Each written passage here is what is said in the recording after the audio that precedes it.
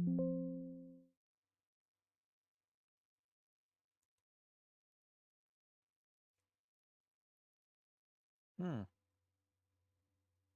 Oh, I think it's working.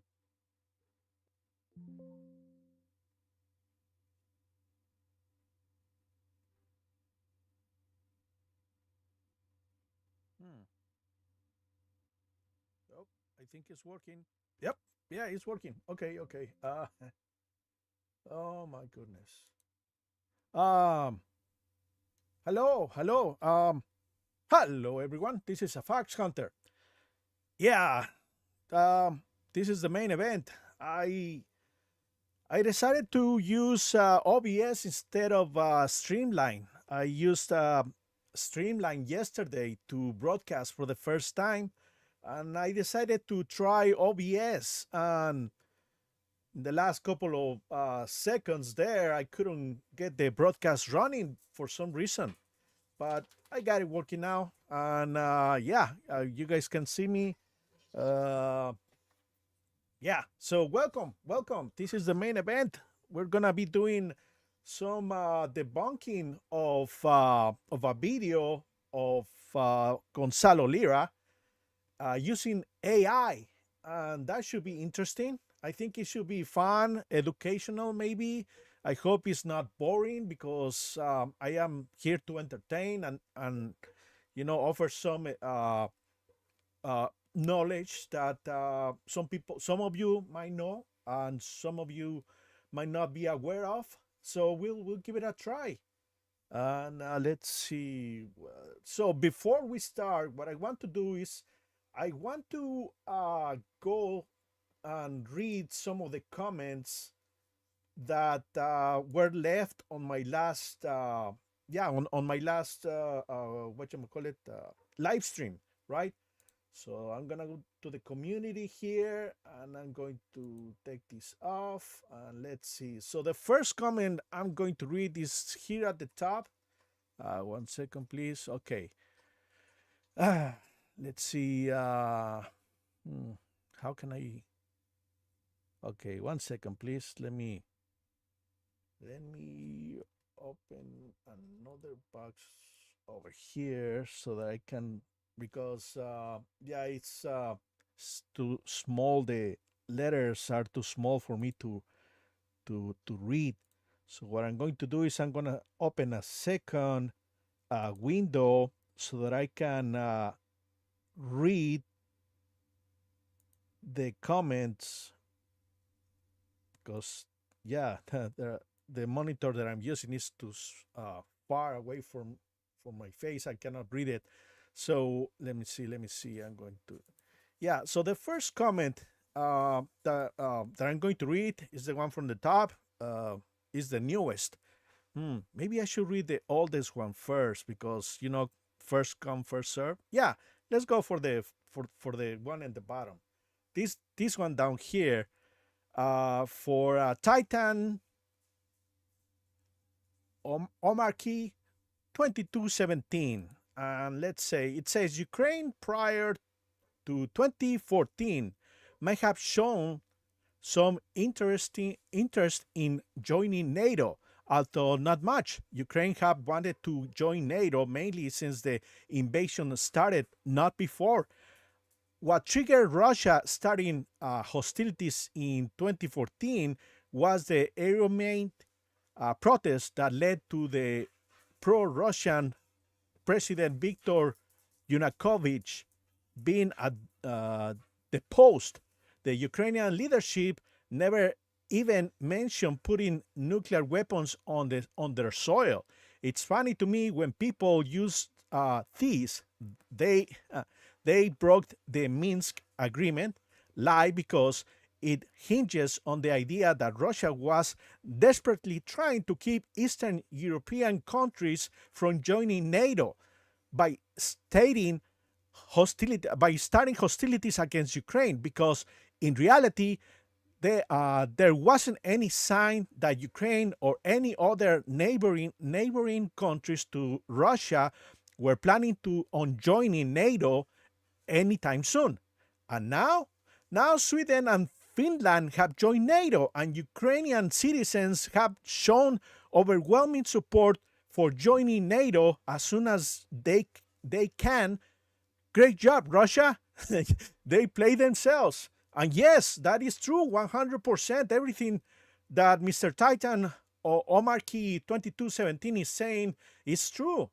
I mean, it was never about NATO joining Ukraine what triggered the invasion. It was Russia. Putin himself said it on that interview with Tucker Carlson that they believe, or at least Putin believes, that Ukraine has always belonged to Russia, which is bullshit because Ukraine is actually even older than Russia.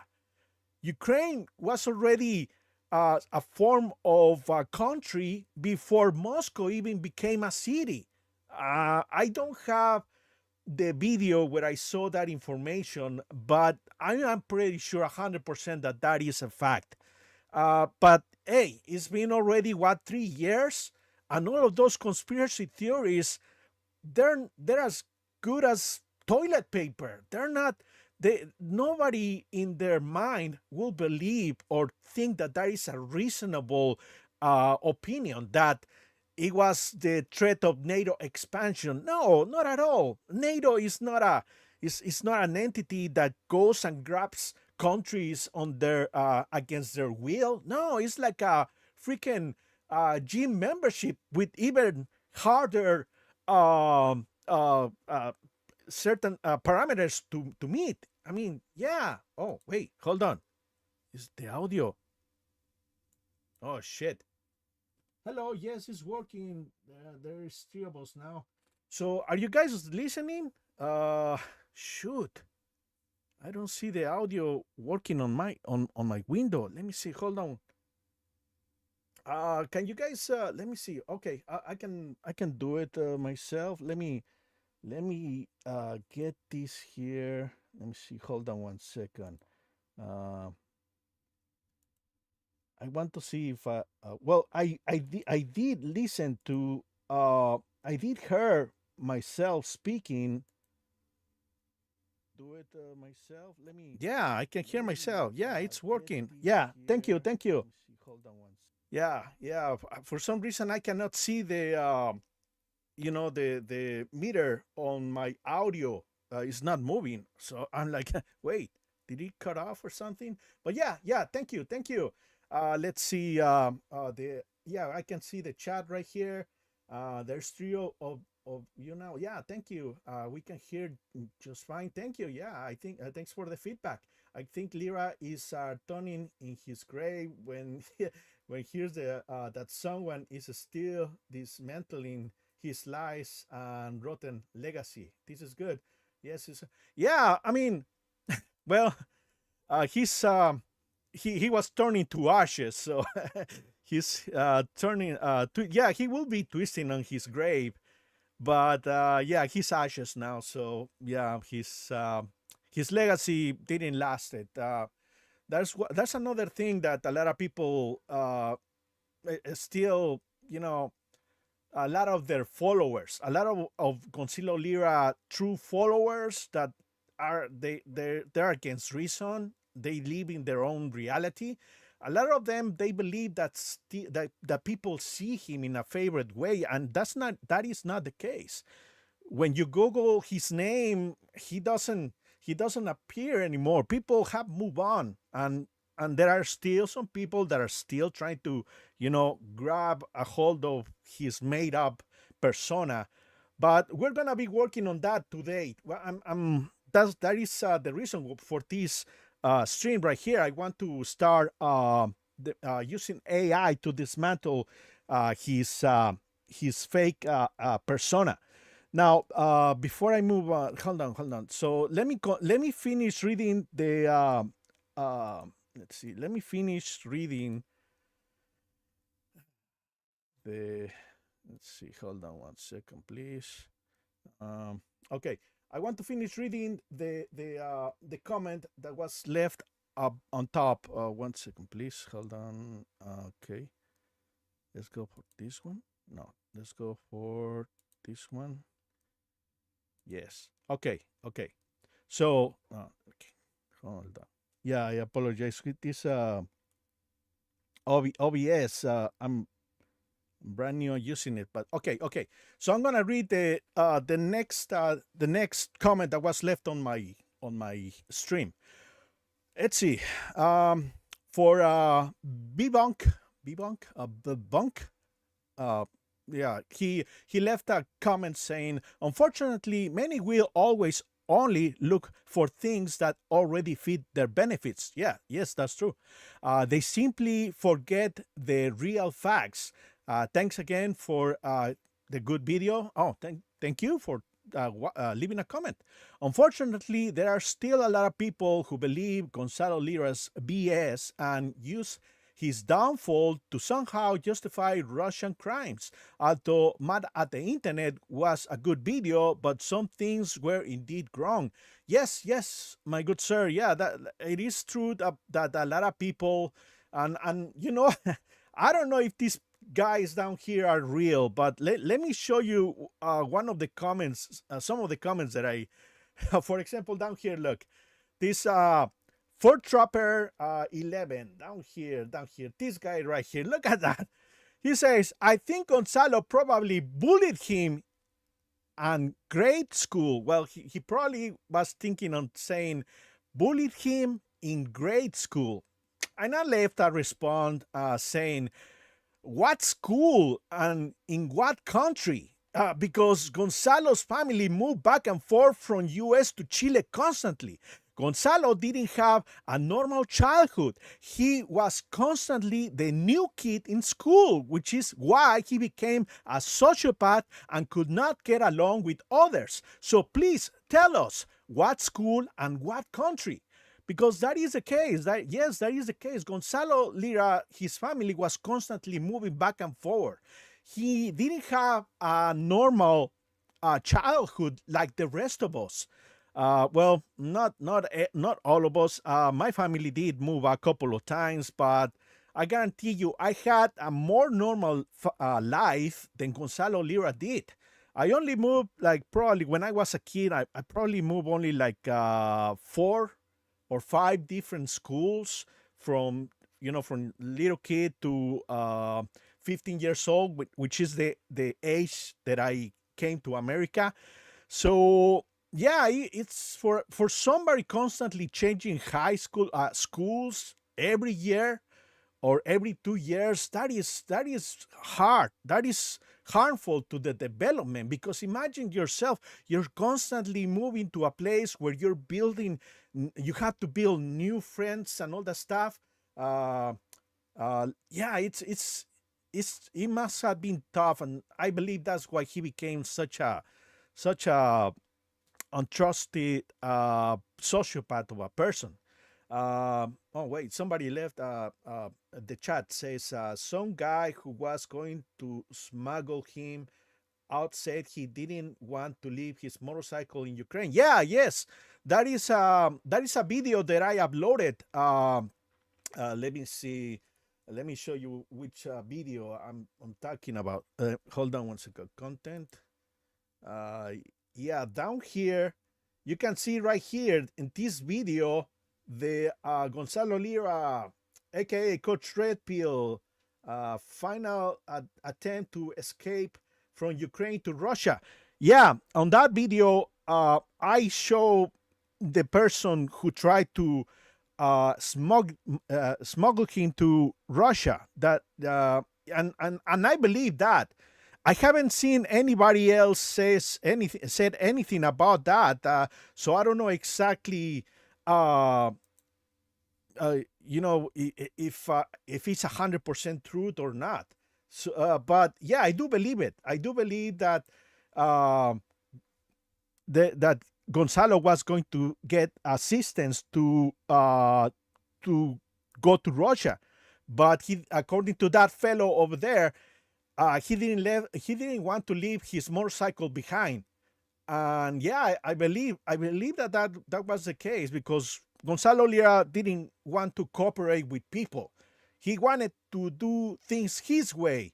And when people told him, hey, this will not work, he will just get all angry and just throw everything away.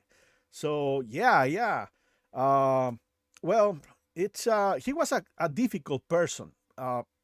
He claims that he was always his boss, and that is proof that the guy was just difficult to work with.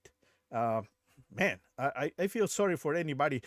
Uh, yeah, we're gonna go more into Gonzalo Lira's backstory. Just let me read this. When did this start? Oh, we started at 3 p.m. I wanted to start in the middle of the day. Well, yeah, kind of like in the middle of the day, so more people will be able to watch us on the east side of the country. Right now, probably it's like 6 p.m. or 7 p.m., something like that. So it's a good time right now to start streaming. Let's say, what does the next chat says? He moved around a lot, and his father was a banker.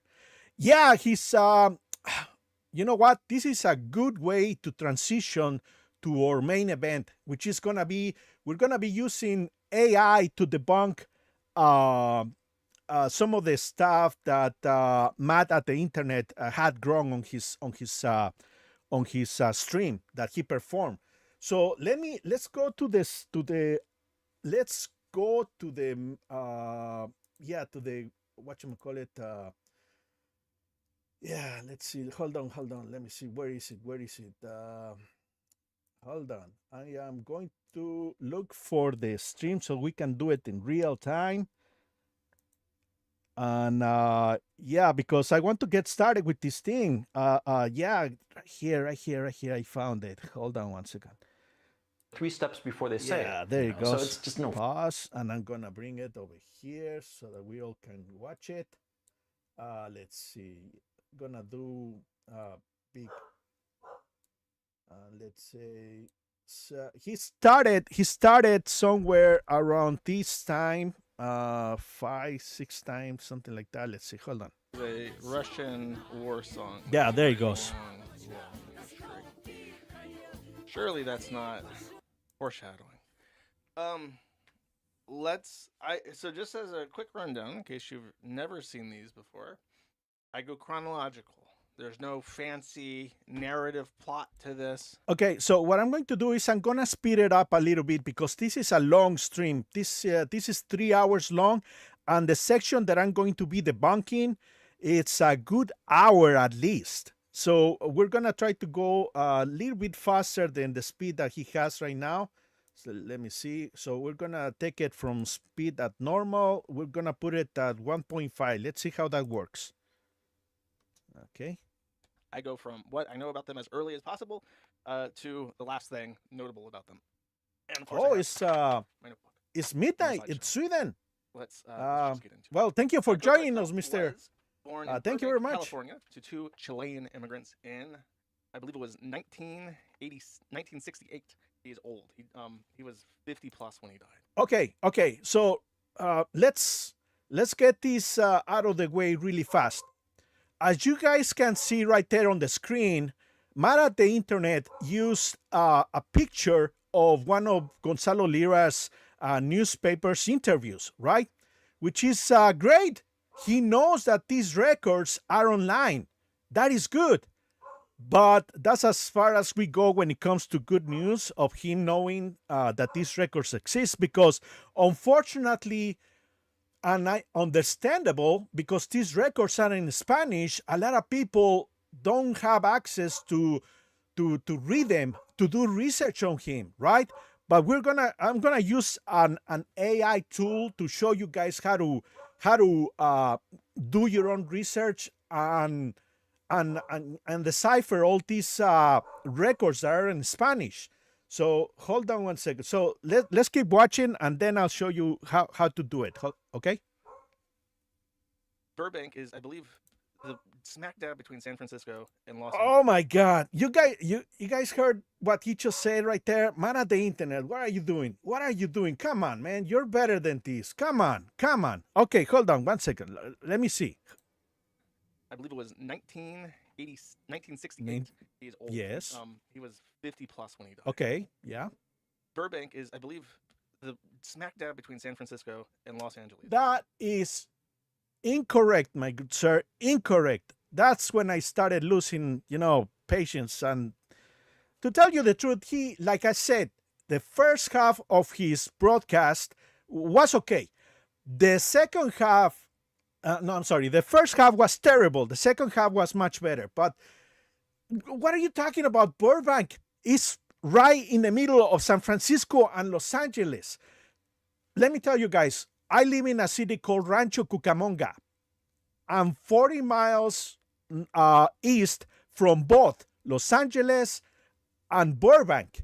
I can drive there and get there with no traffic in half an hour. And just to prove you right there, let me show you. Let me see. Hold on. Will I be able to? Okay, where is? Let's see. Right there. Map of California.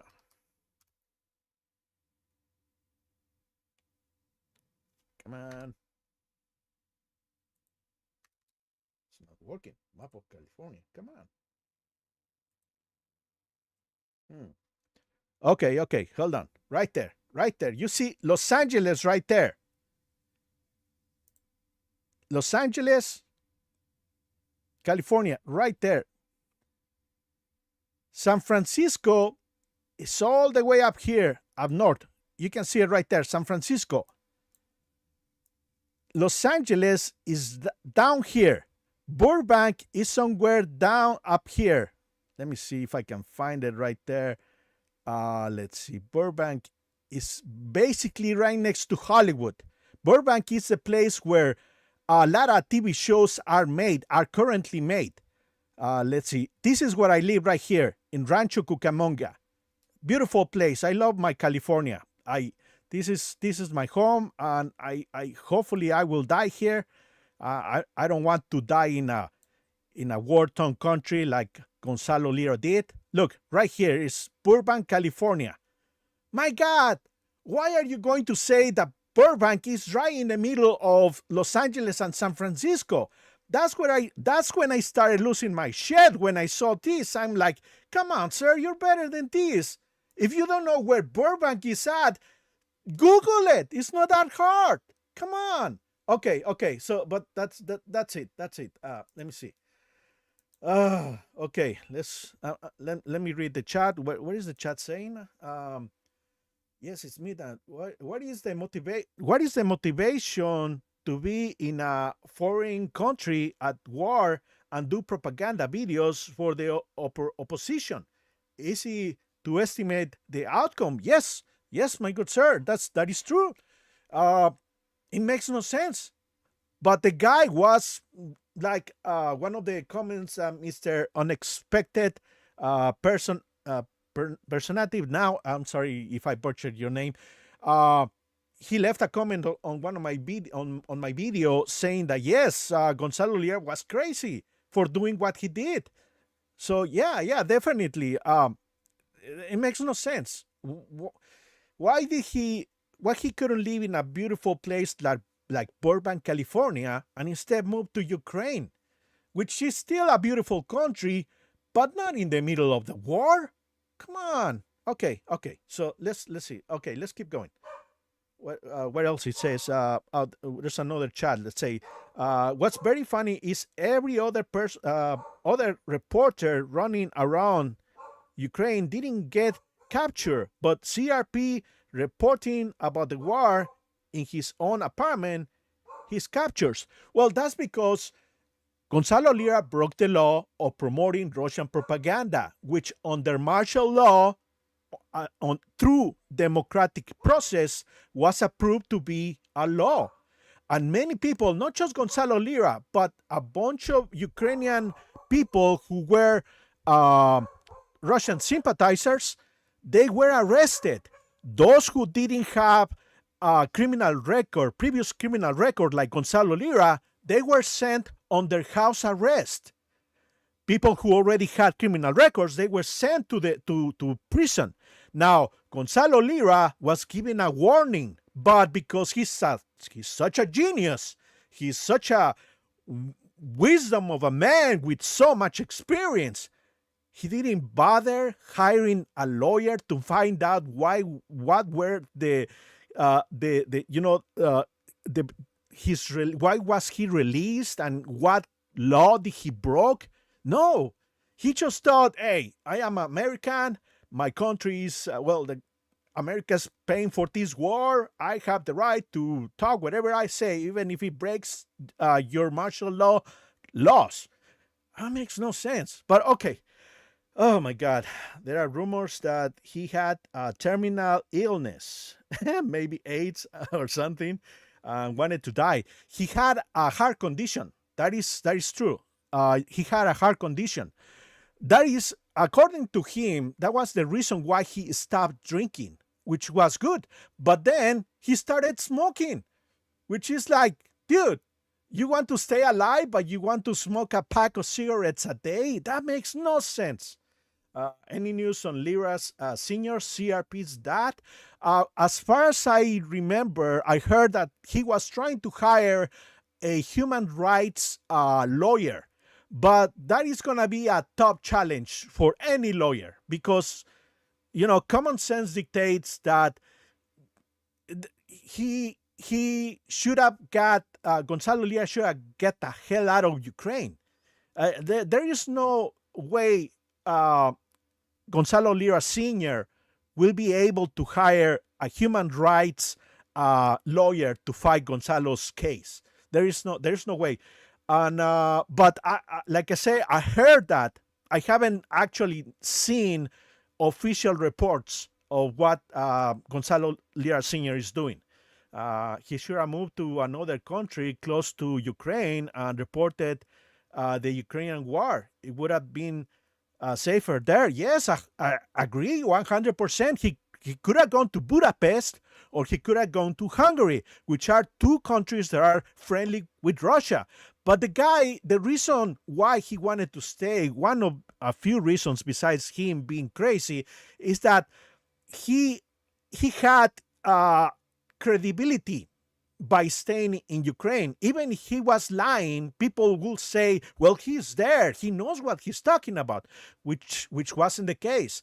All that Gonzalo Lira was doing was reading RT News reportings that favor Russia and then rebroadcasting. He wasn't speaking out of self-experience. And I have in a couple of videos where I point that out, that there was a video where he claimed that Joe Biden wanted to assassinate Zelensky so that Zelensky will become a martyr and then United States will take over Ukraine as part of the war, but we can all see that all of that was fake. All of that was false. And yet we still have people who claim that he was speaking the truth. Makes no sense, but those are the times that we're currently living. Hold on one second. I want to center myself a little bit because I think I'm a little too off focus. There it goes. This is better, I think. Okay. So let's go to the debunking. Hold on. So let's keep going. We already stated that Matt at the Internet had his first misinformation right there by saying that Burbank was in the middle of San Francisco and Los Angeles, and that's not the case. I'm 40 miles away from Burbank. I'm 40 miles away from Los Angeles. I'm telling you, I'm probably like 300 miles away from San Francisco. We're nowhere close to San Francisco where I live right now. Okay, so let's keep going. Let's see. But he actually went back to Chile to study at a bilingual private school. So I believe he's from a rich upbringing. He moved to the United States, or his family did, from South America before he was born. He was born in the United States.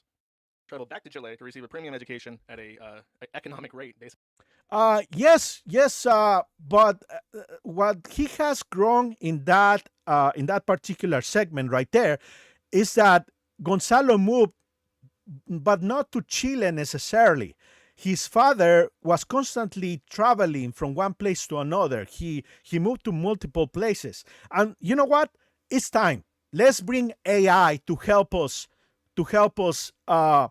unravel the mysteries of these newspaper clippings. Okay, so let me show you really fast how to get to those newspaper clippings.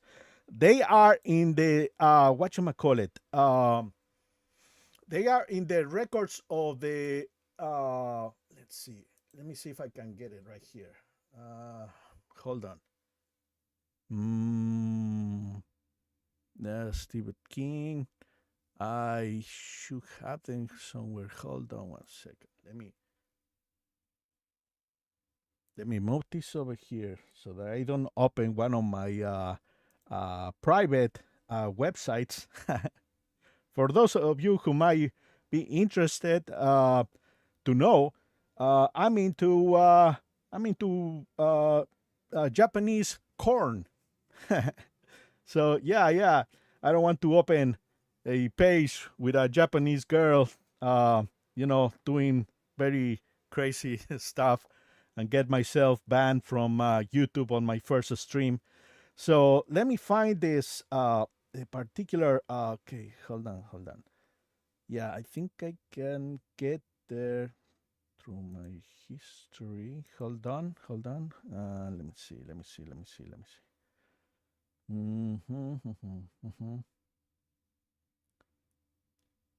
Yeah, I'm pretty sure I can find it if I go look through here. No, it's not gonna. I'm not gonna be able to find it here. So let me in that case, let me do this. Hold on one second. I'm sorry about that. I thought I had a link there. Let me see. So there it goes. Okay. We're back. Control C. And down here. So check this out. That picture right there is from the Biblioteca Nacional de Chile, the National Library of Chile, right there, right? So what you do is you can just Gonzalo Lira. You type his name and you're gonna get a record that shows all his newspaper interviews, all of these paper interviews right there. So Mara the internet. Let me see where is he? That's not it. Maybe I should close that one. Yeah, there it goes. So you can see right there, it's basically the same. If we go over here and we click on this link right here, it will show you that's the same paperclip that Mara the internet is using. Right there, right? So what you want to do is you want to download this file as a PDS, PDF. Yes, a PDF file, right? So like when you visualize it, let me close this window over here. You can download it. Let's see. Down here, you can download it as a PDF right there. I already downloaded this file right here. I put it down here in this, let me see. Come on, open. There it goes. No. So I already downloaded this file. All of the files with Gonzalo Lira from this website, I downloaded them already as PDFs, right? So what you do next is you do this. Let me bring this down. Now, hold on one second. I shouldn't have done that, but okay. There it goes. Okay. So up here, this is easy. What you do is you go to your Google account, and you can scroll down here where it says Notebook LM. Now, I don't have the technical definition of what Notebook LM is, but basically what this is okay, so see, your data is protected and is not used to train Notebook LM without your permission to ensure safety and reliability, blah, blah, blah. Okay, so we keep us updated. Okay, so this is what you do. You create a new notebook, right? And now, next, what you're gonna do is you're gonna bring all those files that you already had. Let's see, over here. So let me see. So you have all these files of downloaded PDFs, which are basically the newspapers interviews that Gonzalo Lira did in between 1996 and 2003 in Chile, right? So you copy, you just drag them all down here on Notebook LM. I'm also gonna upload this one over here. Let me see. Hold on. This one down here. I'm also gonna upload these ones. Hold on. I need to do something really quick, which is add more sources and repeat the process. There it goes. You download it right here. So basically what we just did is we created a data file. Notebook LM translates all the newspapers from Spanish to English. So now we have a timeline. Now we have all the data that those newspapers have on their files. And now what I'm going to do, instead of reading everything myself, let's see, hold on.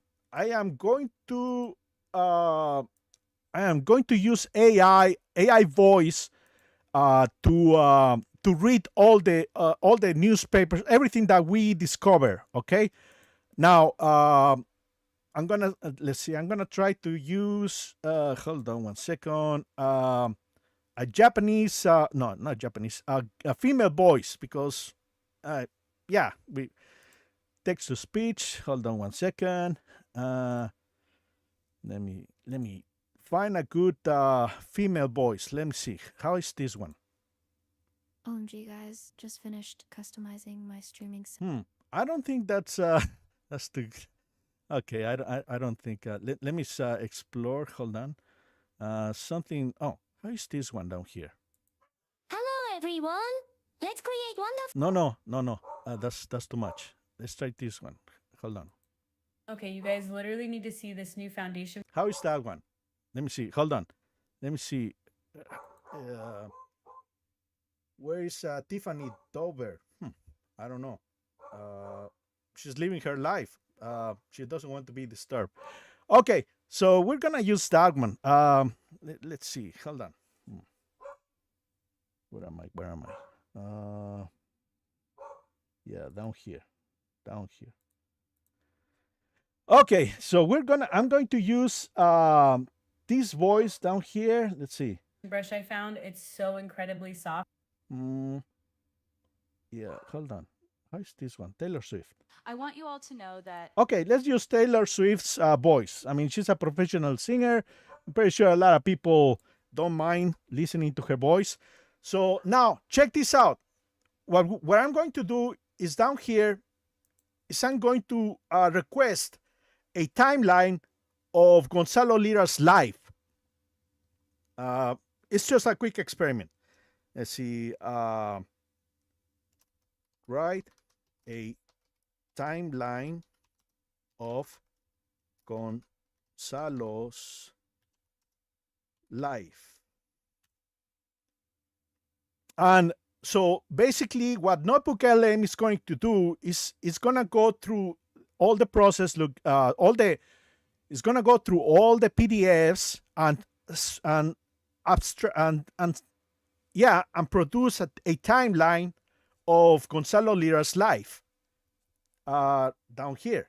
So what I'm going to do is I'm going to copy it, and then I'm going to paste it into the voice of Taylor Swift, so she can read us Gonzalo Lira's life. Based on the sources, the following timeline outlines the life and career of Chilean writer Gonzalo Lira. Early life and education. 1968, Gonzalo Lira is born in California, United States. Early childhood, he lives the first 6 years of his life in the U.S. before his family moves. Due to his father's job as a commercial engineer, he grows up traveling between different countries, including Chile and Ecuador. Primary school, 3rd grade. At approximately age 7, he writes his first story for a school assignment, an invented tale about vacations, and realizes he enjoys writing. High school. He attends St. George College in Santiago, Chile. In his senior year, fourth medio, he begins a small business writing English assignments for classmates. Late 1980s. He attempts to study commercial engineering, first at Universidad Adolfo Ibáñez and then at Universidad de Chile, but is expelled from both due to poor grades. In October, after reading The World According to Garp, he decides to pursue writing professionally. Early career and emigration, 1995. At age 22, he finishes his first novel, Toma Arasude, written in an experimental phonetic style reflecting the Chilean Cuco dialect. 1991, Hadskera Paptuan Nina Manuserding Hudstefernans. He attempts to publish the manuscript in Chile, but it is rejected by every publishing house he approaches.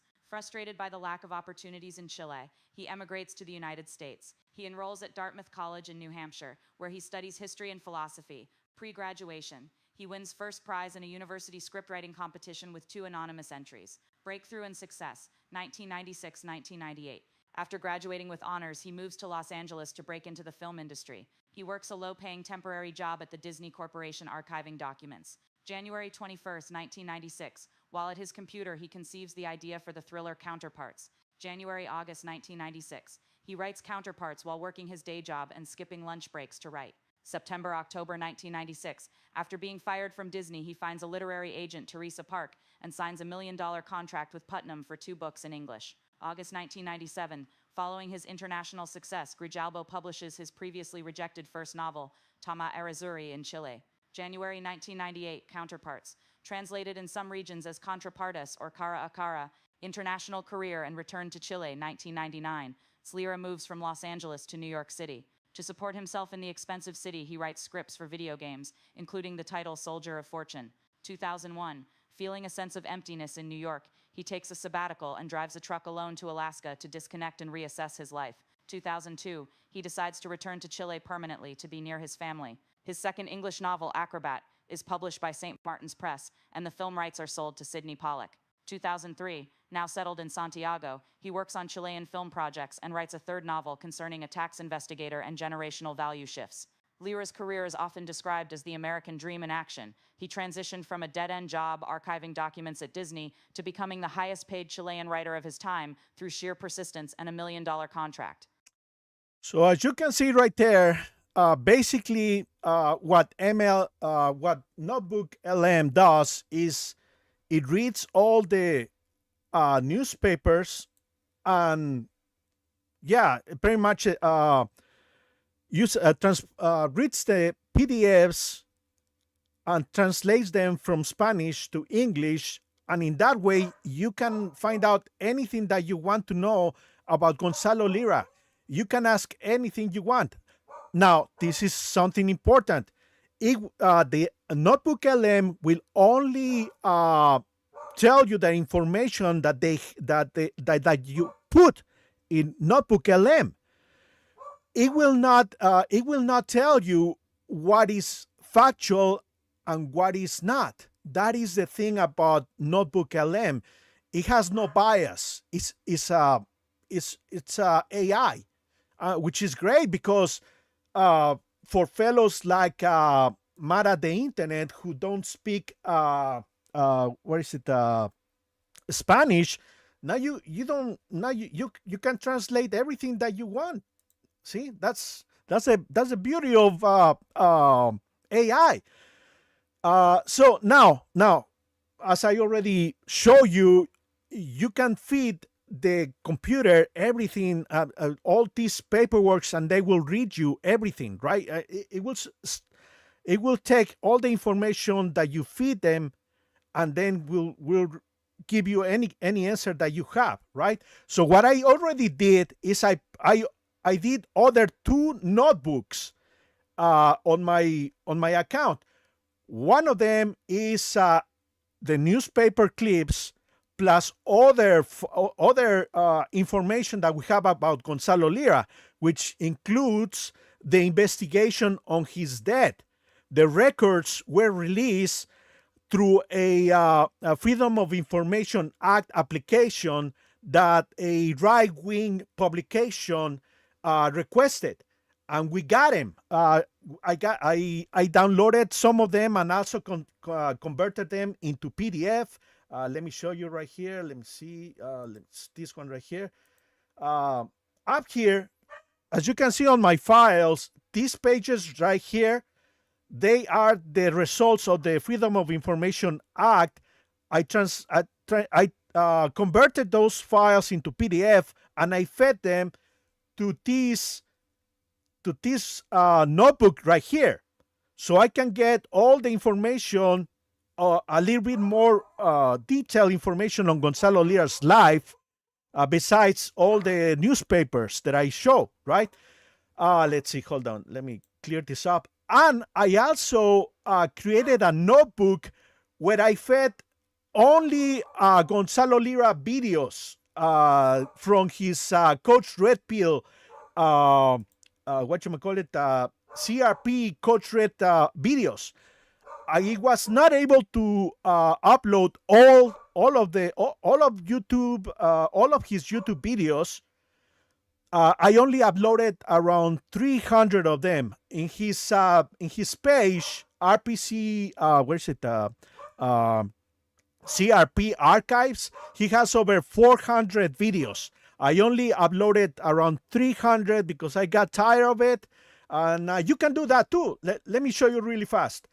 You can upload a video.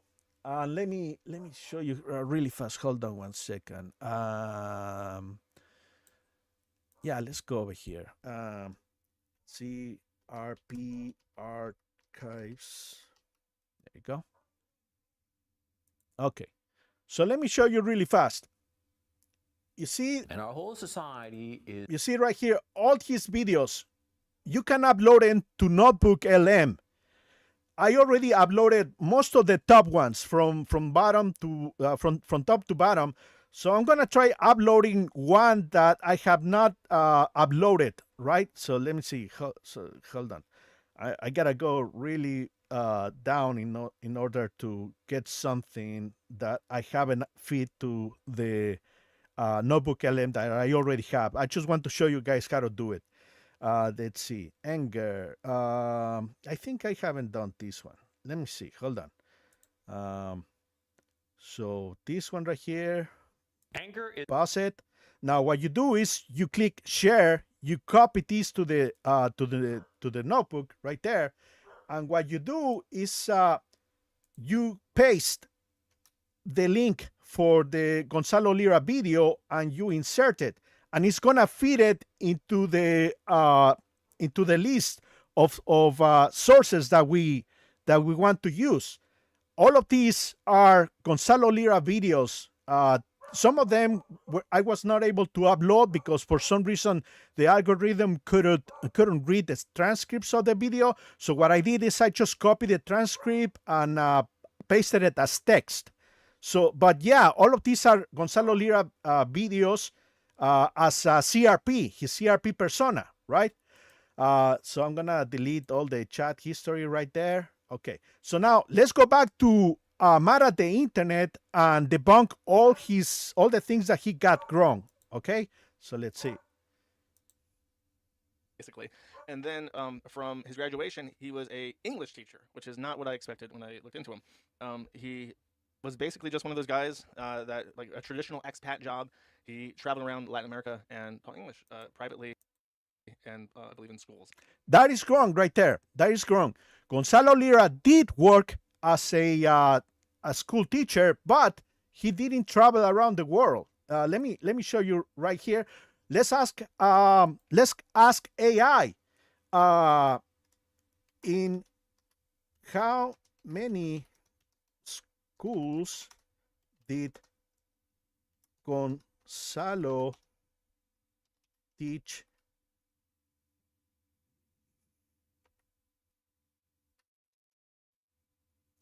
English?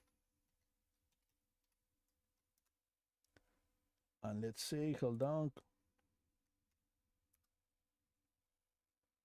And right here, we'll get the answer. Copy this. Let's feed it to our voice generator. Gonzalo Lira taught English at one specifically named institution during his time in Chile. The details regarding his teaching career include institution name. The sources refer to the school as the San Marsali Institute. Variations of the name appear in other sources as San Marsali and Cam Marsalis. Location. The institute was located in Santiago at the intersection of Los Leones and Yanez. Context. Lira began teaching English because he was fluent in the language and found it easy to do after being expelled from two Chilean universities, Adolfo Ibáñez and the University of Chile. Career shift. He worked as a teacher while writing his first novel, Tomás Errázuriz. He eventually decided to move to the United States to study at Dartmouth College when he realized there was little room for further advancement as an English teacher. Teaching English served as a financial bridge for Lira, much like a temporary harbor where he could rest and refuel his ambitions before setting sail for his career in the United States. So as you can see, Mr. Mad at the Internet got that wrong. Gonzalo Lira was not traveling or teaching English. No, he only taught English in one specific school. And you can still find pictures of that school. I believe that school still works. Let's see, an English teacher at 22. Yes. He failed university twice and ended up getting a job as an English teacher. Okay, so let's keep going. However, he had bigger dreams. He wanted to be an author, and eventually he wanted to be famous in Los Angeles. So what he did is he went back to school at Dartmouth, and he published a book that I'm going to struggle to pronounce. It's called Tomás Errázuriz, which is on your screen, and that says the Chilean archetype. He actually was successful in Chile, and that's kind of the recurring theme in his legitimate works that is kind of depressing about him, because he had like a genuine love affair with his, what I'm going to call his home country. The Chile really appreciated that this Chilean American still had so much obvious respect for his country, and he continued to write in Spanish and represent Chilean Americans. Nope. Wrong. Completely wrong. Okay, let's check AI. What they have to. What is the truth about Gonzalo Lira's affair with Chile? So what was his point? That Chile loved Gonzalo Lira, that he was famous and successful. Let me write right here. How was the relationship between Gonzalo Lira and the Chilean writing circles, literature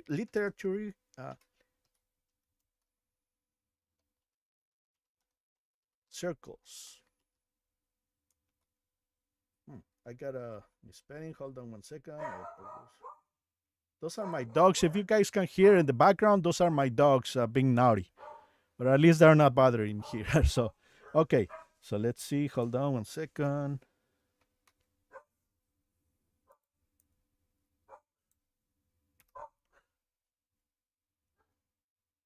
Okay. So let's copy this baby down here, put it on the voice, and let's see what it says. The relationship between Gonzalo Lira and the Chilean literary and intellectual circles was defined by mutual animosity, deep-seated resentment, and a profound sense of exclusion. Lira frequently characterized the Chilean literary scene as a closed circle where members only helped one another and published works based on personal connections rather than merit. Key aspects of this antagonistic relationship include mutual disdain and hated status.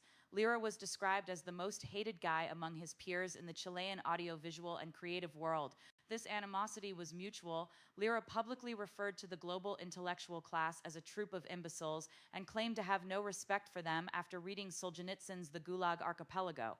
The prohibition of success. Lira believed that in Chile there was an unwritten law that prohibited success, and that being highlighted or successful was treated as a blight, lacra. He felt that the Chilean circles could not forgive those who managed to separate themselves from the carriage of mediocrity. Early rejection versus U.S. fame.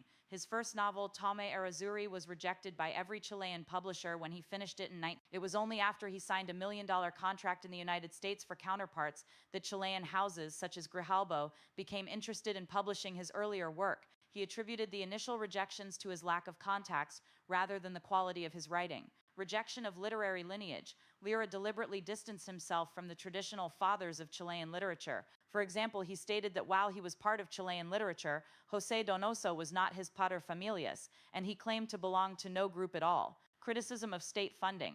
Lira was highly critical of his peers who sought state cultural funds, calling the practice a shame and immoral. He believed money should be spent on libraries and cultural education for the poor rather than funding filmmakers or writers from wealthy neighborhoods to make boring movies about poverty. Lira's position was that of a solitary outsider, the Cuico upper-class person who used a baseball cap and spoke with a strange accent, consciously aware that he did not fit into the established Chilean cultural framework. To Lira, the Chilean literary scene was like a fortress with locked gates, and rather than continuing to knock, he chose to build his own tower in the United States and then look back at the fortress with open contempt. Yep. So as you can see, Mr. Mad at the internet here, I don't know where he got off saying that Gonzalo was loved and admired in Chile. That was not the case at all. People hated Gonzalo even back then. Nobody liked Gonzalo Lira because he was a difficult person to work with. He was, he was entitled. He was a bragger. He liked to brag about his success and all that stuff, and he looked people beneath him. That's the reason why nobody liked Gonzalo Lira. And yeah, unfortunately, I believe that's a result of him not having a normal childhood, not being raised on a single place where he could have friends, where he could adjust his personality.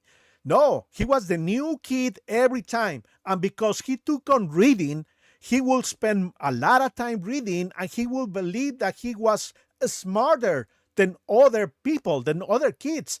And he got bullied a lot because of that, because the guy was just a sociopath. He couldn't relate to people. That is the truth. And well, if you don't believe me, as I just showed you, you guys can use your own notebook LM, copy and paste all the PDFs files up there, and you can ask anything about Gonzalo's past according to his interviews. Of course, to have a better understanding of who he was, you need some more information. But I already have all those files, so let's keep going and see and debunk a couple of more things. And Chileans in the United States, and they liked him, and they liked his books, Nope. and they liked his other works. But he, of course, had bigger sights than being popular in Chile. So he wrote this book when he was 22, but he published it in 1997 when he was in his later 20s. And his success of this book led to him writing a spy novel called Counterparts, and it was published in New York by G.P. Putnam and Sons. And then they actually gave him an advance of $1 million in 1990 money.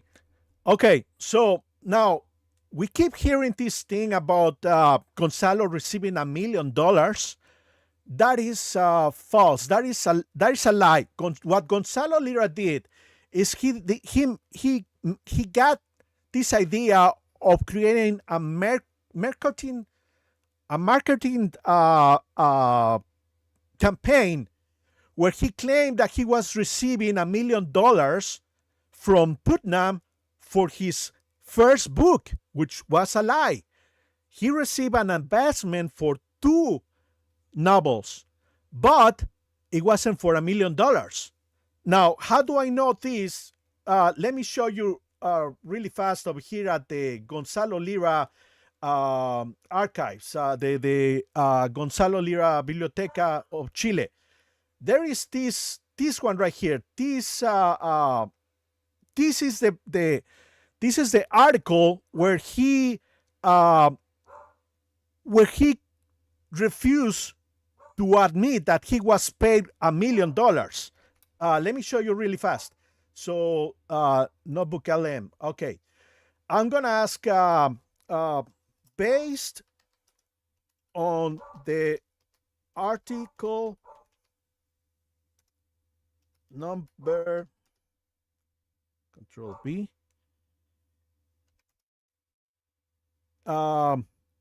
Did Gonzalo receive $1 million? Oops. My bad. Hold on 1 second, please. I apologize for that. Let's see. One.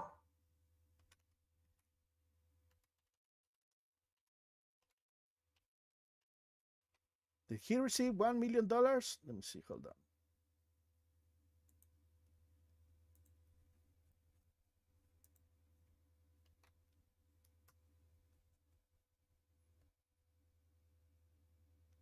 Yeah, so basically that's what you can do. Hold on. Okay. Copy and paste. And let's read. Article RC0109-186 confirms that Gonzalo Lira became known by the moniker Escritor del Millón de Dólares, the $1 million writer, due to his literary success. According to this specific article, the publisher Putnam paid Lira $1 million as an advance for a contract involving 2 books. The first of these novels, titled Counterparts, was released in while Article RC0109-186 focuses on the total contract value, other sources in the records provide additional context regarding the actual payment. Prowment structure. The $1 million figure was an advance on royalties, a sum paid to him before the books were even published. Actual amount received. One source notes that as of early 1997, Lira had only physically received 1/4 of the money, US $250,000, though he was also negotiating high-value translation rights in several other countries. Monetary comparison. Lira himself noted that a typical advance for an unknown author in the U.S. at that time was between $5,000 and $15,000, making his contract an extraordinary anomaly in the publishing world. Receiving such a large advance was like a professional athlete signing a massive signing bonus. It was a guaranteed payment based on the publisher's high expectations for his future performance in the bestseller markets. So, as you can hear, Gonzalo Lira was promised $1 million, but he wasn't given $1 million. He was given the opportunity of work as a writer, and at one point acquiring $1 million from the publishers. But he didn't do that. He didn't get to that because he only wrote 2 books.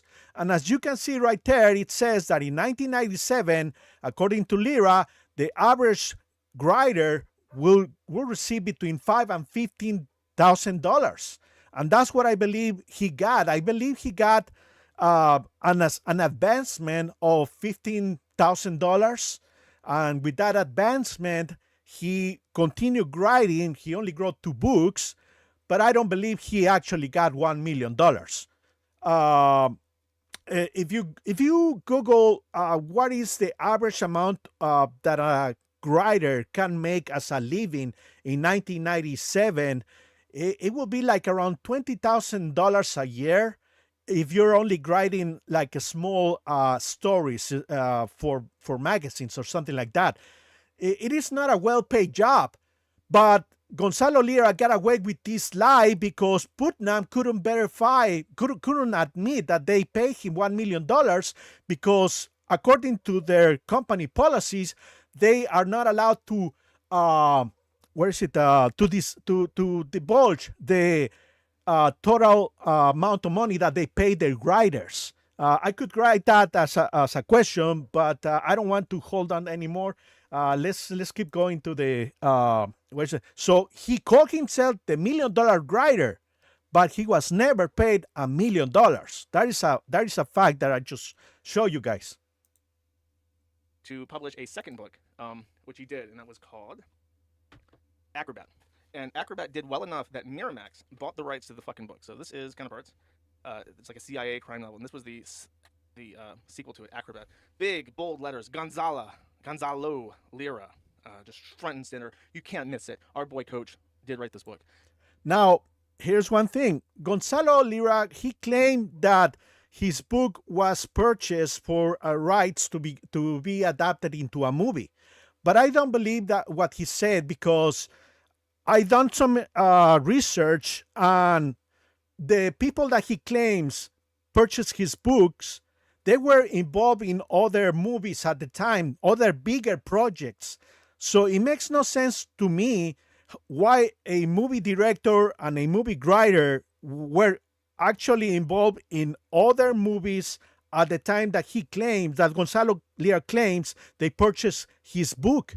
the book rights for his, for the movie rights for his book Acrobat. No, let's see. Yeah, no. So I'm not gonna go too much into this, but I believe that that's another lie. So let's keep going. And again, it was so successful that I don't even think you need to translate this. This is from a Chilean newspaper, again paying respects to him, saying, El hombre del millón de dólares, the $1 million man. The Chilean newspapers wrote about Coach and called him the $1 million man because Harvey Weinstein's Miramax bought the rights to Acrobat. Now, here's another inaccuracy that Matt at the internet made. If you see right here, up here, you can see the date down here, up here. You see it, 10/12/1996. That was October 12, 1996. Acrobat came out on 2003. 2003, 2002. Yeah, 2002 is where he claims that Miramax purchased the rights. But this makes no sense. Matt at the internet, what are you doing? You have right there the date. You're claiming that this newspaper was written as an admiration or as an article promoting Gonzalo Lira after his book Acrobat was signed up by Miramax. That is wrong. This newspaper, you can see right there the date, 1996. Miramax has nothing to do with this newspaper clip right here. This newspaper, El Hombre del Millón de Dólares, is the marketing campaign that Gonzalo did to promote his own book, which according to his publisher, they call it a Pulp Fiction style spy novel. What book company will pay $1 million for a Pulp Fiction novel? It is not seen. That type of money only comes after the fact when the book has become successful. And that is, so you don't see that often.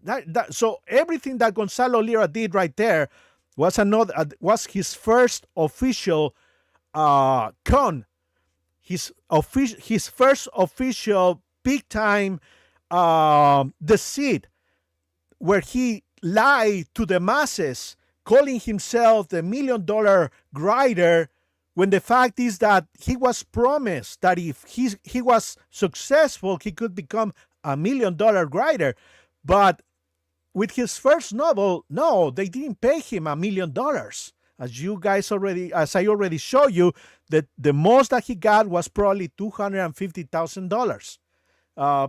But yeah, that's what he did. And once he claimed that he was the $1 million writer, that's how they ended up publishing his first novel, which was officially rejected, as we already heard through the translation of the newspaper articles, right?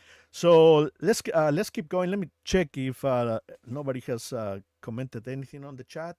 No, we're still good. Okay. Because Harvey Weinstein's Miramax bought the rights to Acrobat. So he not only got $1 million advance from Putnam to write these two books, I assume he got royalties from them, and also Harvey Weinstein bought the fucking rights to publish a movie to him. And the supposed director, I think is listed in this article. I did not write this down. Sidney Pollack and Anthony Minghella. Sidney Pollack and Anthony Minghella, at the time of that writing right there, they were involved in two movies. They were finishing the production of Cold Mountain, I think is the name. Let me see. Hold on one second. Let's research that really fast. Hold on.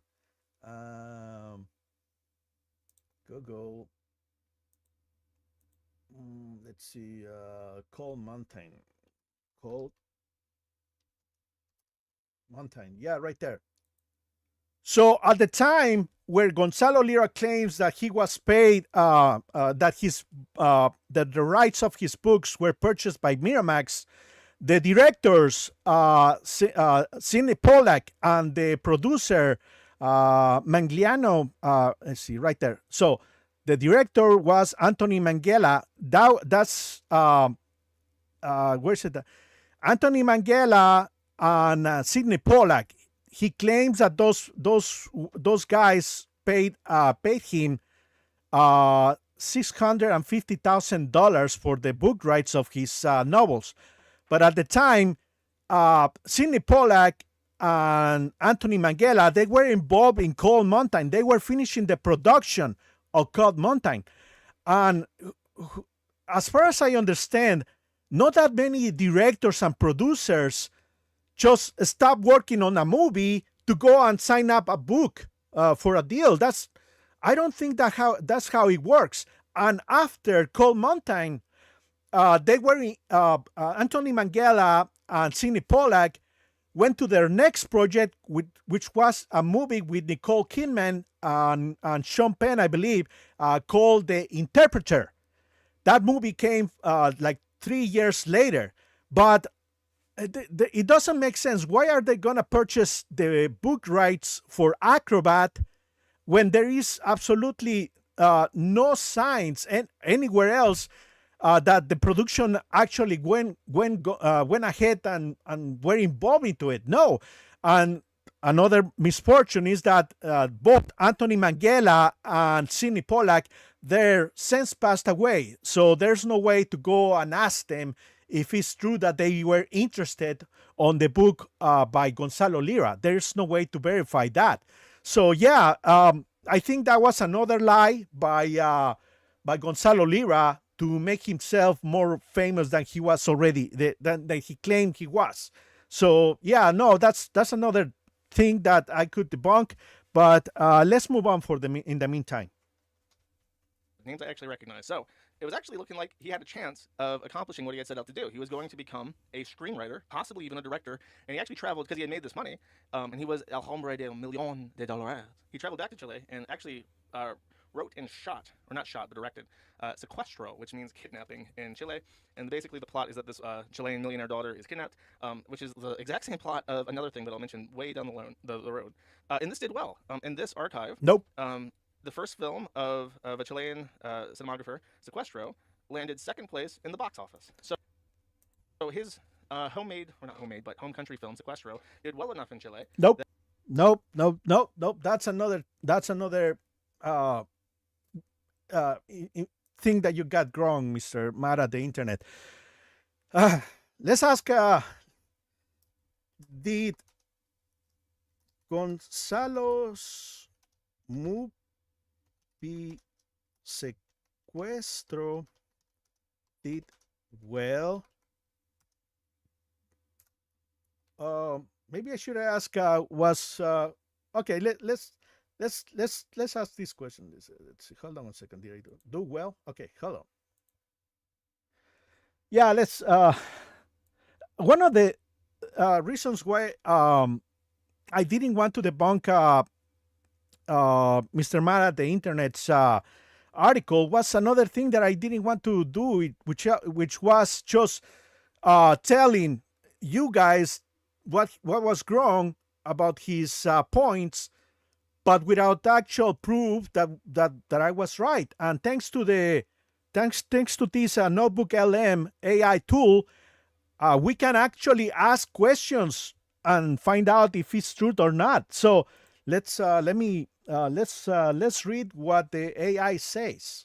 Gonzalo Lira's 2005 film Sequestro did not do well commercially or critically, though Lira himself disputed the failure label by claiming it was produced for the international market. The film's performance can be broken down into several categories. Box office performance, week opening. In its debut weekend, Sequestro drew 11,727 viewers, despite being released with a record-breaking 40 copies for the Chilean market. For comparison, the film Mi Mejor Enemigo drew nearly 15,000 viewers with only 28 copies in the same period. Poor overall numbers. After 2 weeks in theaters, the film had only reached approximately 26,000 viewers. Media outlets characterized the debut as a failure within a week of its release. Marketing blame. Lira acknowledged the bad results at the box office, but attributed them to a failure of his marketing agency BBDO rather than the film itself. However, representatives from the communications agency noted that the film had the highest television exposure of any Chilean film at the time. Critical reception, lack of empathy. Critics generally found the film technically brilliant and sophisticated, but cold and empty of life. A primary criticism was that the characters were impossible to empathize with, particularly the protagonist, a heartless businessman whom Lira admitted was based on everything he hated. Campy labeling. Later retrospective sources described the movie as a campy action film and categorized Lira's time in cinema as a failure. Mixed technical reviews. While the film was praised for its incessant rhythm, precision, and excellent music, it was ultimately viewed as a failed attempt to create a Chilean Nine Queens.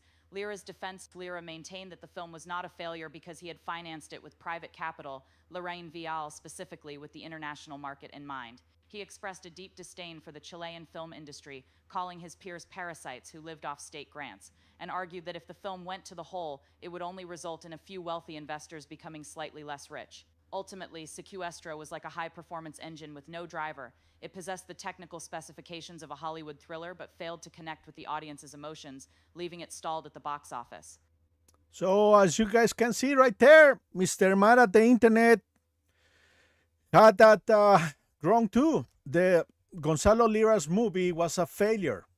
For what I understand, Gonzalo Lira spent almost $1 million to make that movie, and that movie didn't even make his money back.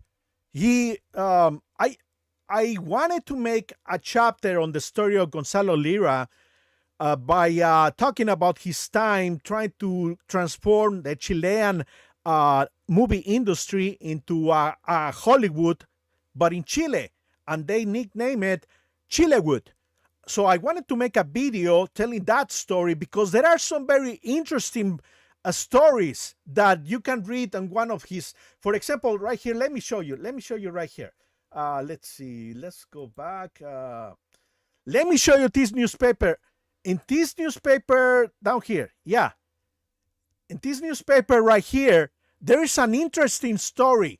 Gonzalo Lira wanted to become buddies with the best Chilean movie directors, and he failed.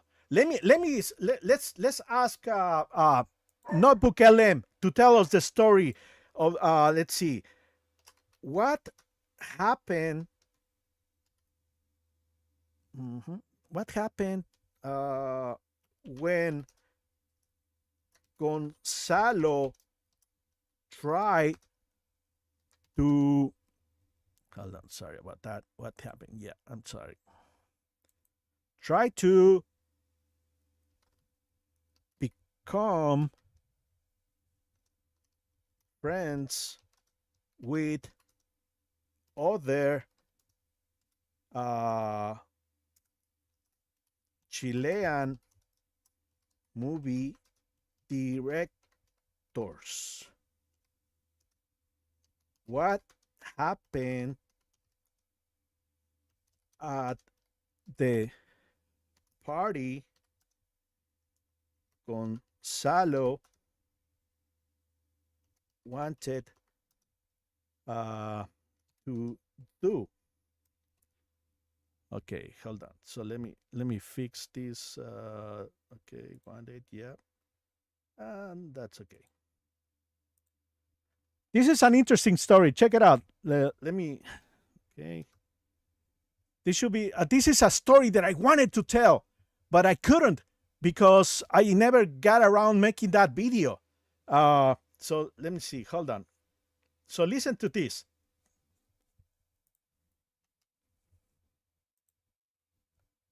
Gonzalo Lira's attempts to integrate into the Chilean filmmaking community were unsuccessful, resulting in mutual hostility rather than friendship.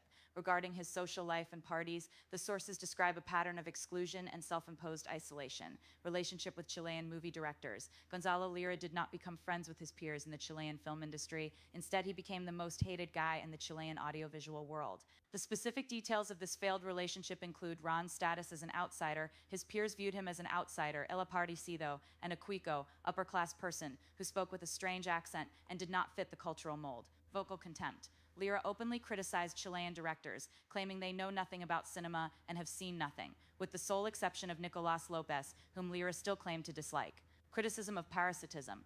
Lira viewed Chilean filmmakers as detestable parasites who lived off state grants to make movies about poverty while living in wealthy neighborhoods. He even characterized a villainous, money-hungry character in his film Sequestro as a representation of how he viewed Chilean cineastes. Intellectual disdain. He referred to the global intellectual class, which his peers identified with, as a troop of imbeciles. What happened regarding parties, the sources do not describe a specific party that Lira wanted to host, but they highlight several instances where his relationship with parties reflected his social standing. Exclusion at Dartmouth. Following a university suspension, Lira noted that his name never quite made it to the party blitz lists, and that his peers actively avoided him on the street. Isolation during success. While writing his breakthrough novel Counterparts in Los Angeles, Lira was so focused on his work that he went to only one party over a 10-month period. He intentionally avoided the party scene of aspiring stars in Los Angeles because he lacked money and did not want to become a drunken or Okay. So something right there. Oh yeah, that's something that you find on Notebook LM. Sometimes it will not read the newspaper in detail. It will give you a generalization, right? But let me see. Hold on one second. What's the number? This one right here. Let's see. Okay. Let me go to Gonzalo. Down here is what? Ah. According to file number is did Gonzalo try to invite it? Gonzalo invited directors to a party. Let me see. Hold on.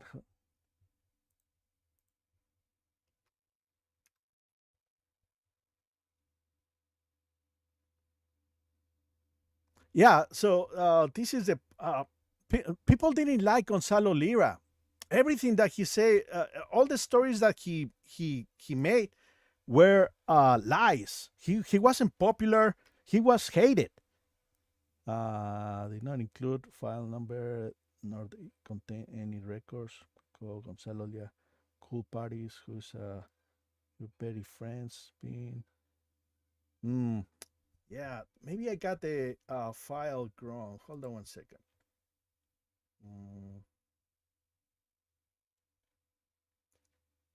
Hold on. Visualize that.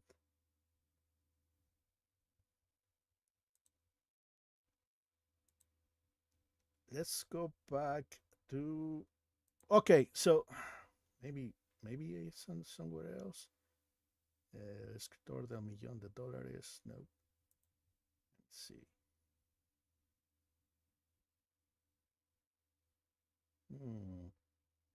There's a newspaper where where there is a story of him trying to throw a party for the Chilean directors, and they just didn't go to the party. He wanted to. According to the newspaper, he even made orange chicken, or seasoned on where's it?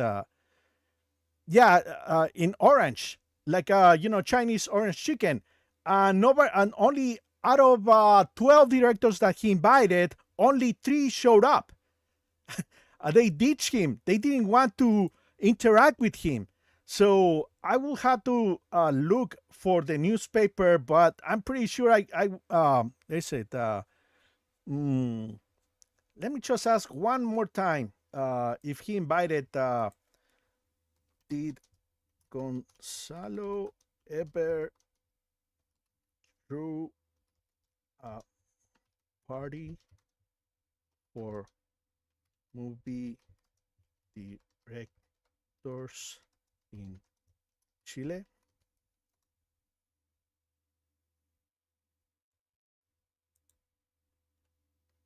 If it doesn't show up, we're just gonna move on, because that is a story that I wanted to tell. Let's see what it says. Lira was known mostly. Following details illustrate why such event was unlikely. Content to peers. I'm gonna have to look for that newspaper where I read that story. And let's see, yeah, but but according to the newspapers, this guy was not popular. He just didn't like to hang around with people. So okay. Let's move on. Let's see. Has anybody? Okay. Wonder if anybody's still watching. There hasn't been anybody. That he was actually second place when his movie debuted in the Chilean cinemas. So they actually liked his movie and they liked his books. Nope. So it seems like he had a place to stay in his home country, in Santiago, but he decided not to do that. And by the way, I had never seen this picture before. This is Coach on the set of Sequestro.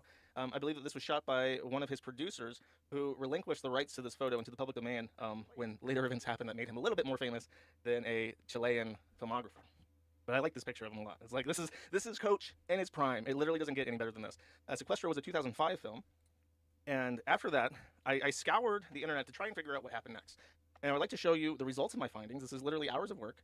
2005, Sequestro was screened in Chile. And in 2010, Gonzalo Lira publishes an econoblog on the internet on Blogspot. Between these 2 points, I have no fucking idea what he is doing. It's a complete mystery to me what he's actually up to. So, yeah, 2005 to 2010. That is a good period of time that it's hard to find any information about Gonzalo Lira. Yeah. The thing is that I believe that Gonzalo Lira was what he was doing. I believe that he was committing fraud. He created some companies that were defrauding people in real time. And I believe that once he will commit the fraud, he will take down any existing record of those companies. Why do I say that? Yeah, because there are some interviews that he did with other internet personalities at the time, and he was promoting some type of program to help people move from the West to Eastern Europe, and as a sexpat or something like that, traveling to Eastern Europe and abandon the West. So between this period of time, 2005 and 2010, I believe he was involved in some fraud operations, and that's why you cannot find any information between 2005 and 2010. There are actually some videos of him talking to other bloggers, promoting his business, the business that he was doing at the time. And in those occasions, you can hear him just talking shit about the West and about United States. That's where you can actually find his first RT News interviews. His first interviews with Russian Today media. Yeah, that is something that you're not gonna find, because I believe he pretty much erased that period of history of what he was doing between 2005 and 2010. So, okay, let's keep going. So, here's my thoughts. Here's my speculation. Gonzalo is at his peak at this point. He has just debuted a film in Chile, which came in second place at the box office when it was released. He had also had 2 successful books published by Putnam & Sons in New York City, and the rights were bought by Miramax in LA for creating a movie which never came about, which is, I think it's a fairly common thing that they buy the rights to stuff and then it just never materializes. I think that's pretty common. But I think during this period, he was really trying to make it big in LA still. And he might have had some personal problems, which he alludes to in his videos. My speculation, which is baseless, but I'm kind of just filling in the gap between point A and point B here, is that he really tried to make it big either in publishing or in screenwriting, and it just didn't happen. And he might have had a sex pest incident. I will explain. This is his blog. This is just Gonza. When you see his name written as a URL, it's like the hardest fucking thing to pronounce in the entire world. Gonzalo Lira at Blogspot. This blog is now completely fucking eradicated. And you have a list of all his articles. Almost all of them are bizarrely centered around economy. Now, economy is like completely outside of his realm. He did like spy thrillers, and he did books about coming of age. He wrote a movie about like an action schlock thing with a thriller, and it's like, none of that is economy. But for some reason, after he had made his money, he fancied himself an economist. And I think he may have even had, when he graduated in Chile, he might have had a background in finance because of. Yeah, okay. So this is something that I have to specify. Gonzalo Lira comes from a family of bankers and lawyers. His father, Gonzalo Sr., was an economist that worked for several think tanks in America. So the guy knew about money. He knew about money. I think I have a link to his website. Let me see. Hold on. No, I don't have the link to his website, but there is a website where people are paying tribute to Gonzalo Lira Sr. because he was the chairman of where's it? Yeah, where's it? Financing institution or something like that. So I believe that Gonzalo Lira he learned how to invest his money because his family was pretty much half of them were economists. Now, for example, let's ask Chat GPT. Chat GPT book notebook LM. What is the his the history of Gonzalo's education in economics?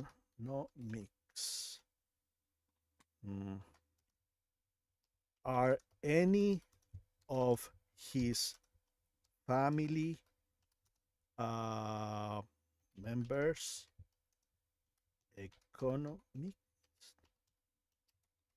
economist? Let me fix the history. Gonzalo's, yeah. And let's go.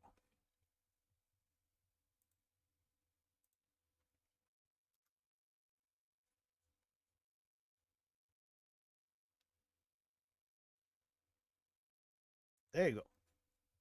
Let's copy paste and see what it says.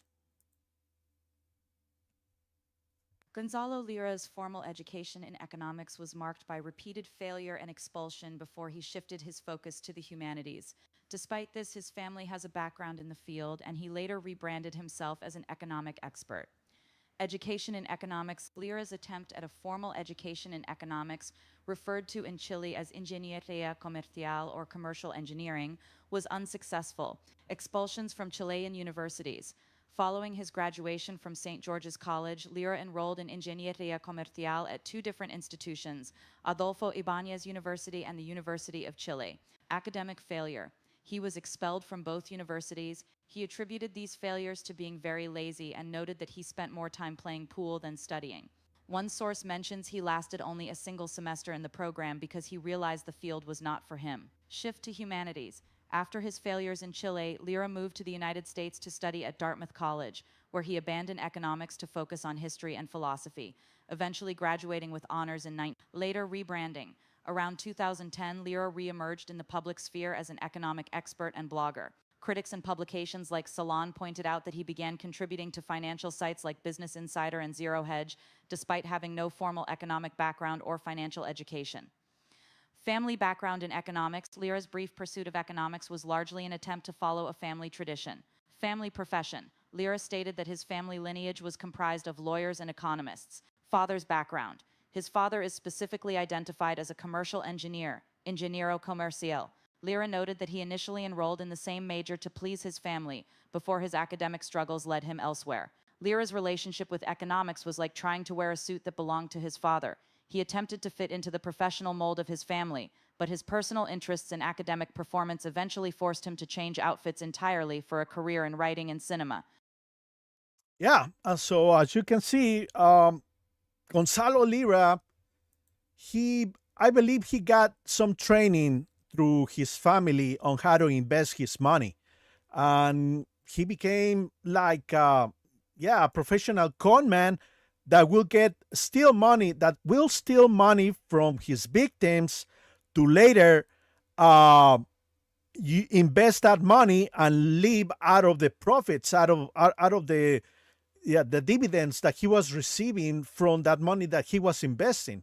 He was a piece of shit. He was a con man, true and true. And the worst part is that he was money savvy. He knew how to invest his money. But as you can see, the way his life went, he died with all that money in the bank. He was never able to enjoy his money because he died a bitter, old, sick man. It goes to show you that money is not the answer to everything in life. Gonzalo Lira was a vain person who cared more about material possessions and not enriching his emotional holes, the pieces of humanity that he needed to fulfill because he couldn't get along with other people, which is kind of tragic, but at the same time, we can learn from the mistakes of that guy. Money is not everything in life, and that guy lost his life with all and left all that money in the bank. So what was the point, right? So yeah, let's keep moving on this matter of the internet. Later. But it was definitely not something that he had focused on in several years. So he kind of pandered to the zero hedge, the sky is falling, hyperinflation coming yesterday type crowd. And he also shilled, and you can't see it here, it only shows up in some of the archives. Oh, is that it? Oh yeah, are you prepared? And then there's a black swan. Ooh, spooky. What kind of black swan events coming up? Only Gonzalo Lira, Strategic Planning Group, can prepare you for this. And he was trying to launch at this time in early 2013, and a little bit before then, 2012, he was trying to launch his own strategic planning, like estate management group. That went absolutely nowhere. Outside of this single-page website linked to from his blog that was mostly economist stuff, I can find nothing about his strategic planning group. So this kind of fizzled. I think he launched the site. He's like, yeah, he tried to convince some people to give him money. Like whatever happened in Hollywood led to him like trying to just shake down people. Like, hey, let me manage your IRA for you, and they're like, no, go away. So then he went to Zero Hedge, tried to publish some economic blogs, and it didn't work out. He did manage to get, I think in part because of his background in writing, he managed to get some of what he wrote published in Business Insider, but they actually have since yanked all of his articles. He wrote this about Paul Krugman, saying, it's not the differences in policy prescriptions that I object to, it's Krugman's cavalier belief that a total full-on war with its attendant fiscal spending is what saved the American economy during the Great Depression. It's Krugman's disturbing, I mean it is, by the way, like literally it was total war. I don't want to spur too much, but I have my personal theory is that we've actually never left total war. Our entire economy is dependent on being a military superpower. Anyways, whatever. I don't think that's controversial. He says it's Krugman's disturbing nihilistic inference, which he makes over and over, tucked away in his articles, but always there like a nasty aftertaste of a drink laced with a roofie. So maybe a total war might not be such a bad idea now as to get us out of this new global depression. That is what I object to in Paul Krugman. He seems to be offering up another war as the only way to fix the economy. The thing is that that's not what Krugman said, and he ate a lot of shit for this, and that's why Business Insider never took another article from him. And they later pulled down all the articles that he had published.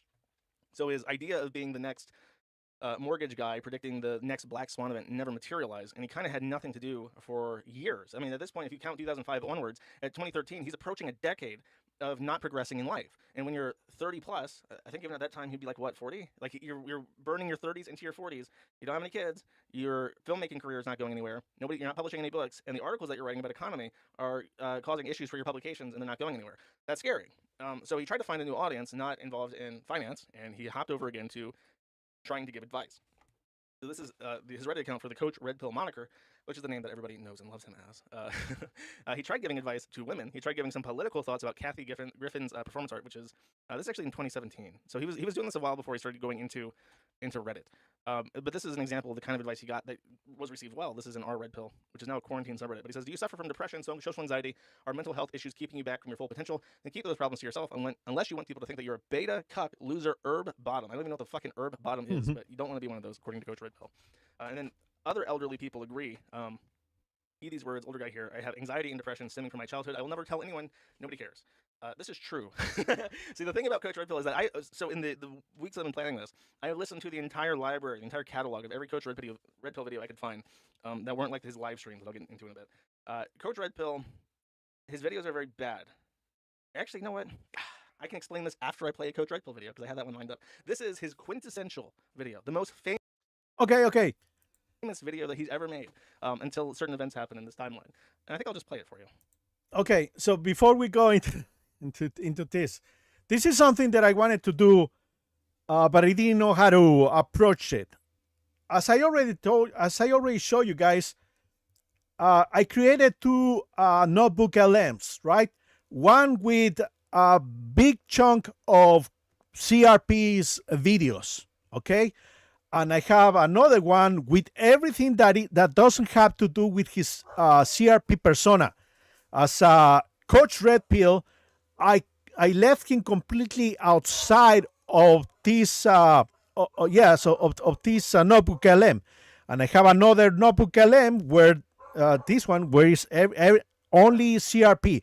So now I'm going to ask the same question in both notebooks and check the where's it and check the response. Let me just clear this up right here. Delete the chat history. Yes, okay. So now I'm going to ask this question. What was Gonzalo's love life? Yeah, what was Gonzalo's love life? Okay, so let's ask that question to the Gonzalo Lira no CRP only notebook. Okay.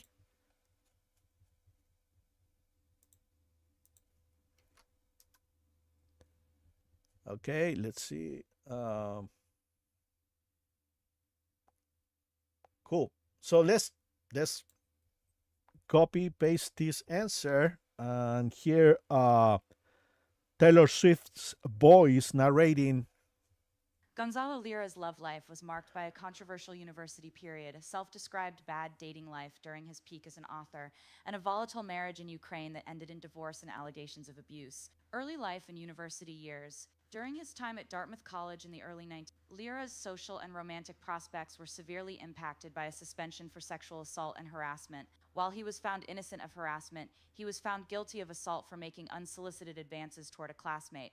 Lira later claimed that he generally ended relationships well with his ex-girlfriends, though he admitted that one broke his heart. He also described a woman he met at Dartmouth with whom he had much in common, but who eventually studiously avoided him on the street once she learned of his disciplinary history. Bachelorhood in Los Angeles and New York. In 1996, at age 28, Lira was a single man living in Los Angeles after receiving a $1 million book contract. Despite his professional success, he described his love life as very bad in 1997, stating he was single and without commitment. He claimed he was too busy working to pursue girls and preferred to spend his limited free time watching television with friends. By his mid-30s, Lira's perspective shifted toward wanting a family. He noted that while former classmates envied his life in New York, where he reportedly dated models, he actually envied their stable domestic lives and enduring human relationships. Marriage and divorce in Ukraine. Lira moved to Ukraine in 2020 and married a Ukrainian woman with whom he had 2 children. However, the marriage was highly unstable. Infidelity allegations. During a 2022 court proceeding, his wife alleged that in 2018 she received a message from an unknown woman claiming to have been in a relationship with Lira for a year. Abuse allegations. His wife accused him of aggressive behavior and instability that led to moral and physical violence against her and their children. Divorce. His wife filed for divorce in March 20. A Ukrainian court officially dissolved the marriage on December 23rd. By mid-2023, he was described in court documents as being in the process of divorce, suggesting ongoing legal disputes. Later career as Coach Red Pill. Starting around 2017, Lira reinvented himself as Coach Red Pill, an online relationship guru for the manosphere. In this role, he sold digital seminars and offered dating advice that critics characterized as misogynistic or piggish, involving claims such as women over 30 are ruined and that women only truly desire money. Some critics labeled his eventual move to Ukraine as that of a sex tourist. Yes. So, as you can see, the history of his love life leaves a lot to be desired, right? According to him, he was single and very lonely. So now let's ask the same question to the Coach Red Pill only, notebook, and let's see what we get.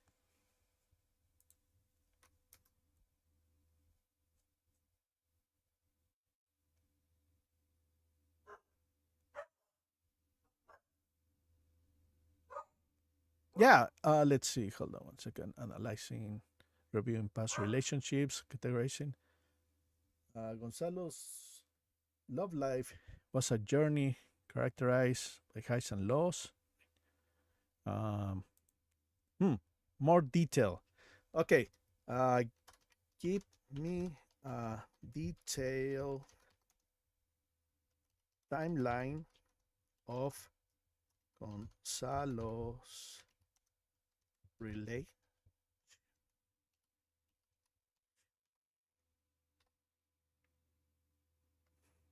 Hmm.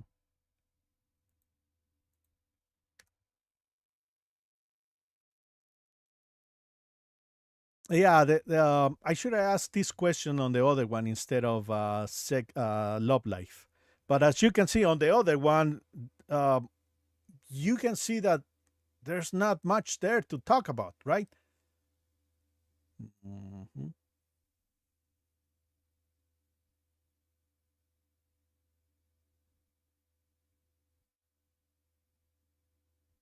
Okay, there it goes. So Gonzalo's love life in as CRP.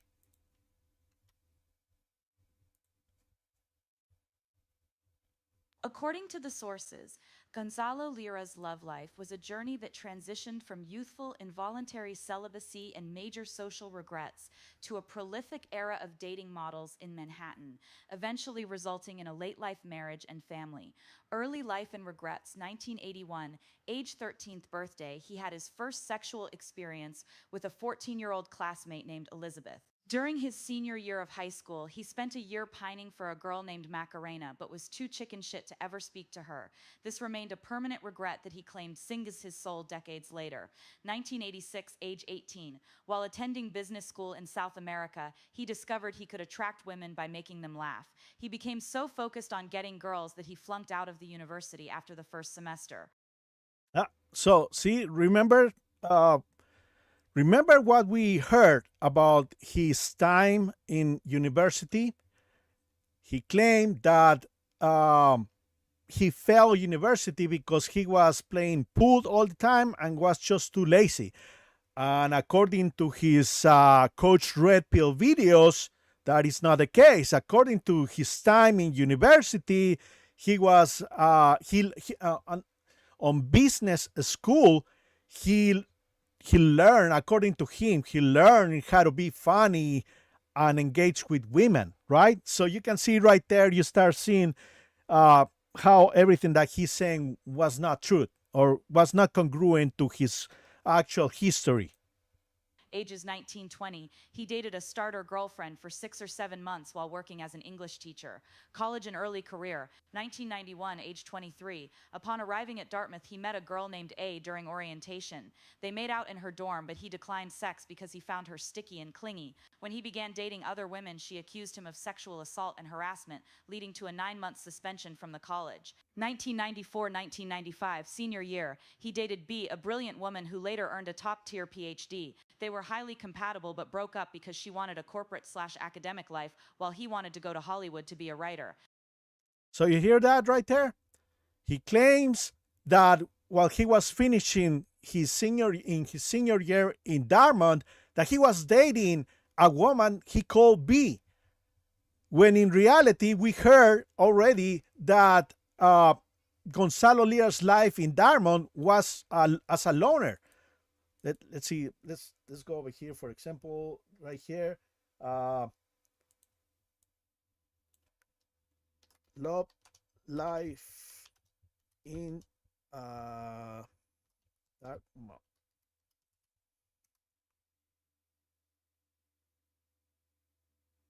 Really fast, right there. Hopefully, let's see. Gonzalo love life in social standing at Dartmouth College was defined by a high-profile disciplinary case and the result social ostracism. Accusations of suspension during his freshman year fall in the early 1990s. Lira was accused of sexual assault and harassment by a female classmate. A university committee of standards, COS, found him innocent of harassment but guilty of assault for making unsolicited advances. Consequently, he was suspended for 3 years, 3 terms, which caused him to miss his entire freshman year. Following the return to campus, Liras described his life as extremely lonely. Nothing that was noting that his romantic and social prospects were shaded by the suspension. He detailed several impacts on his personal life. Social blacklisting. He was excluded from party blitz list, campus invitations list, and his phone remained mostly idle for long periods. A spread of rumors. He claimed that fairly ugly rumors were spread about him, causing many students, particularly those who professing compassion for social causes, to avoid him actively. Failed connection. Lira recounted a specific instance involving a woman he met in a tube room. He discovered they had much in common and had a good time hanging out several times. However, once she learned of his suspension, she ceased all contacts. He later witnessed her studiously avoiding him on the street, crossing the road to stay away and looking furtively to ensure he hadn't spotted her. Heartbreak and friendship. Despite the general atmosphere of rejection, Lear claimed that that typically ended relationships with ex-girlfriends on good terms, though he confessed that one woman broke his heart. While he had many known associations, he identified only two women from Dartmouth years,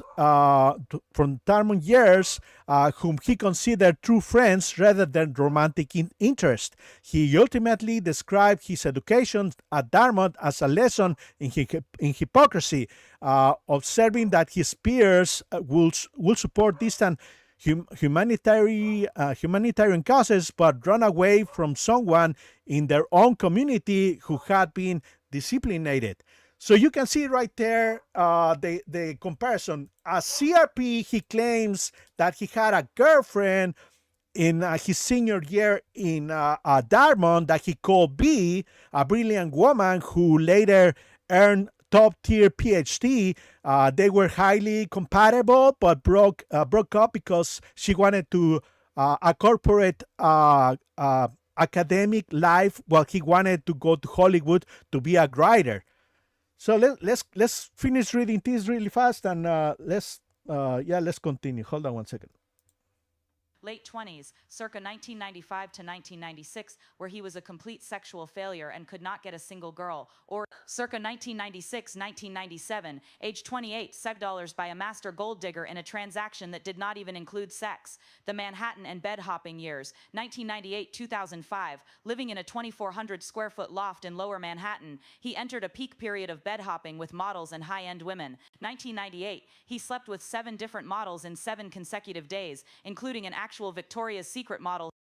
Right there. He claims that while he was in New York, Gonzalo Lira was bed hopping, like sleeping with different women, even Victoria models. Even Victoria models. But let's just ask over here, what was Gonzalo's experience living in New York?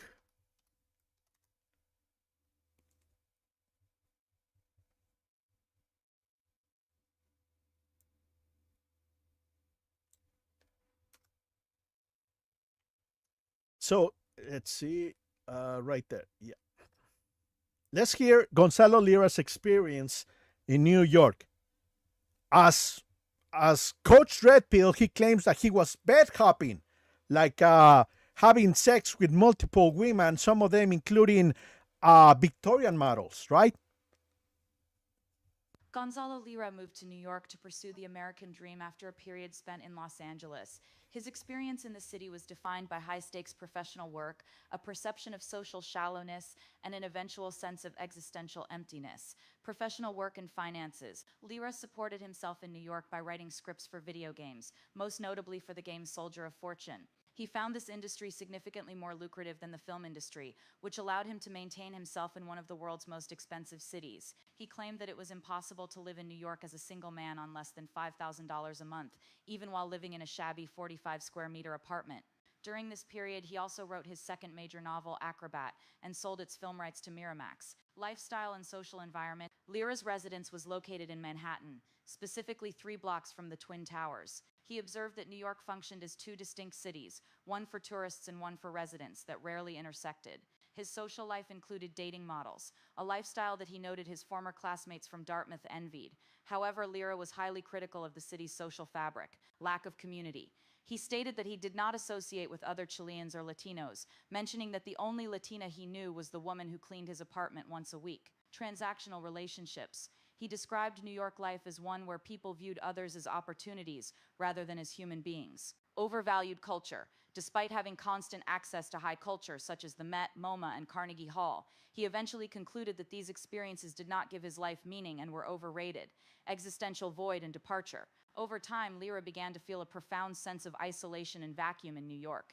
He described his life there as merely buying things and collecting experiences like a child collecting trading cards, without any deeper connection. He famously used an analogy that living in New York was like driving on a dark highway and only realizing at dawn that he had nearly driven off a cliff. Because the city had lost its grace for him, he decided to leave Manhattan to take a year-long sabbatical, traveling by land from Texas to Alaska, before eventually returning to Chile in 2000. He ultimately sought to trade the freedom and anonymity of New York for the stable human relationships and family life he felt he had sacrificed for his career. So this whole thing about him dating Victoria, yeah, where's the Victoria models? Yeah, models. It was all a lie that he told his friends from school, and later he will move on to tell the same lies to YouTube. And as you can see right here, where it says is that his friends claim that he slept with Victoria models, but there. This is the thing about Gonzalo Lira. You cannot find a single picture online of him with a woman, with any woman. How can you be a man who had multiple relationships with many women and yet don't show any receipts?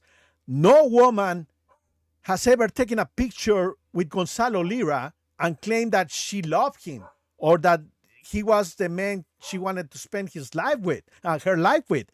So that is something that still bugs my mind. How are you gonna take life lessons from somebody who was lying about his experiences?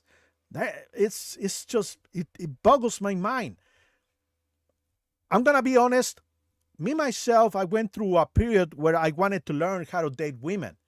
And what I did is I followed the guys at Real Social Dynamics, Owen Cook, and all that stuff, those guys. And one thing that I will see, how those guys will go to clubs and make up with women and take pictures with them. And then eventually they got married and raised kids and all that stuff. Those guys, they were showing how they could connect with women. You never saw that in the Coach Red Pill videos. You never saw him with other women.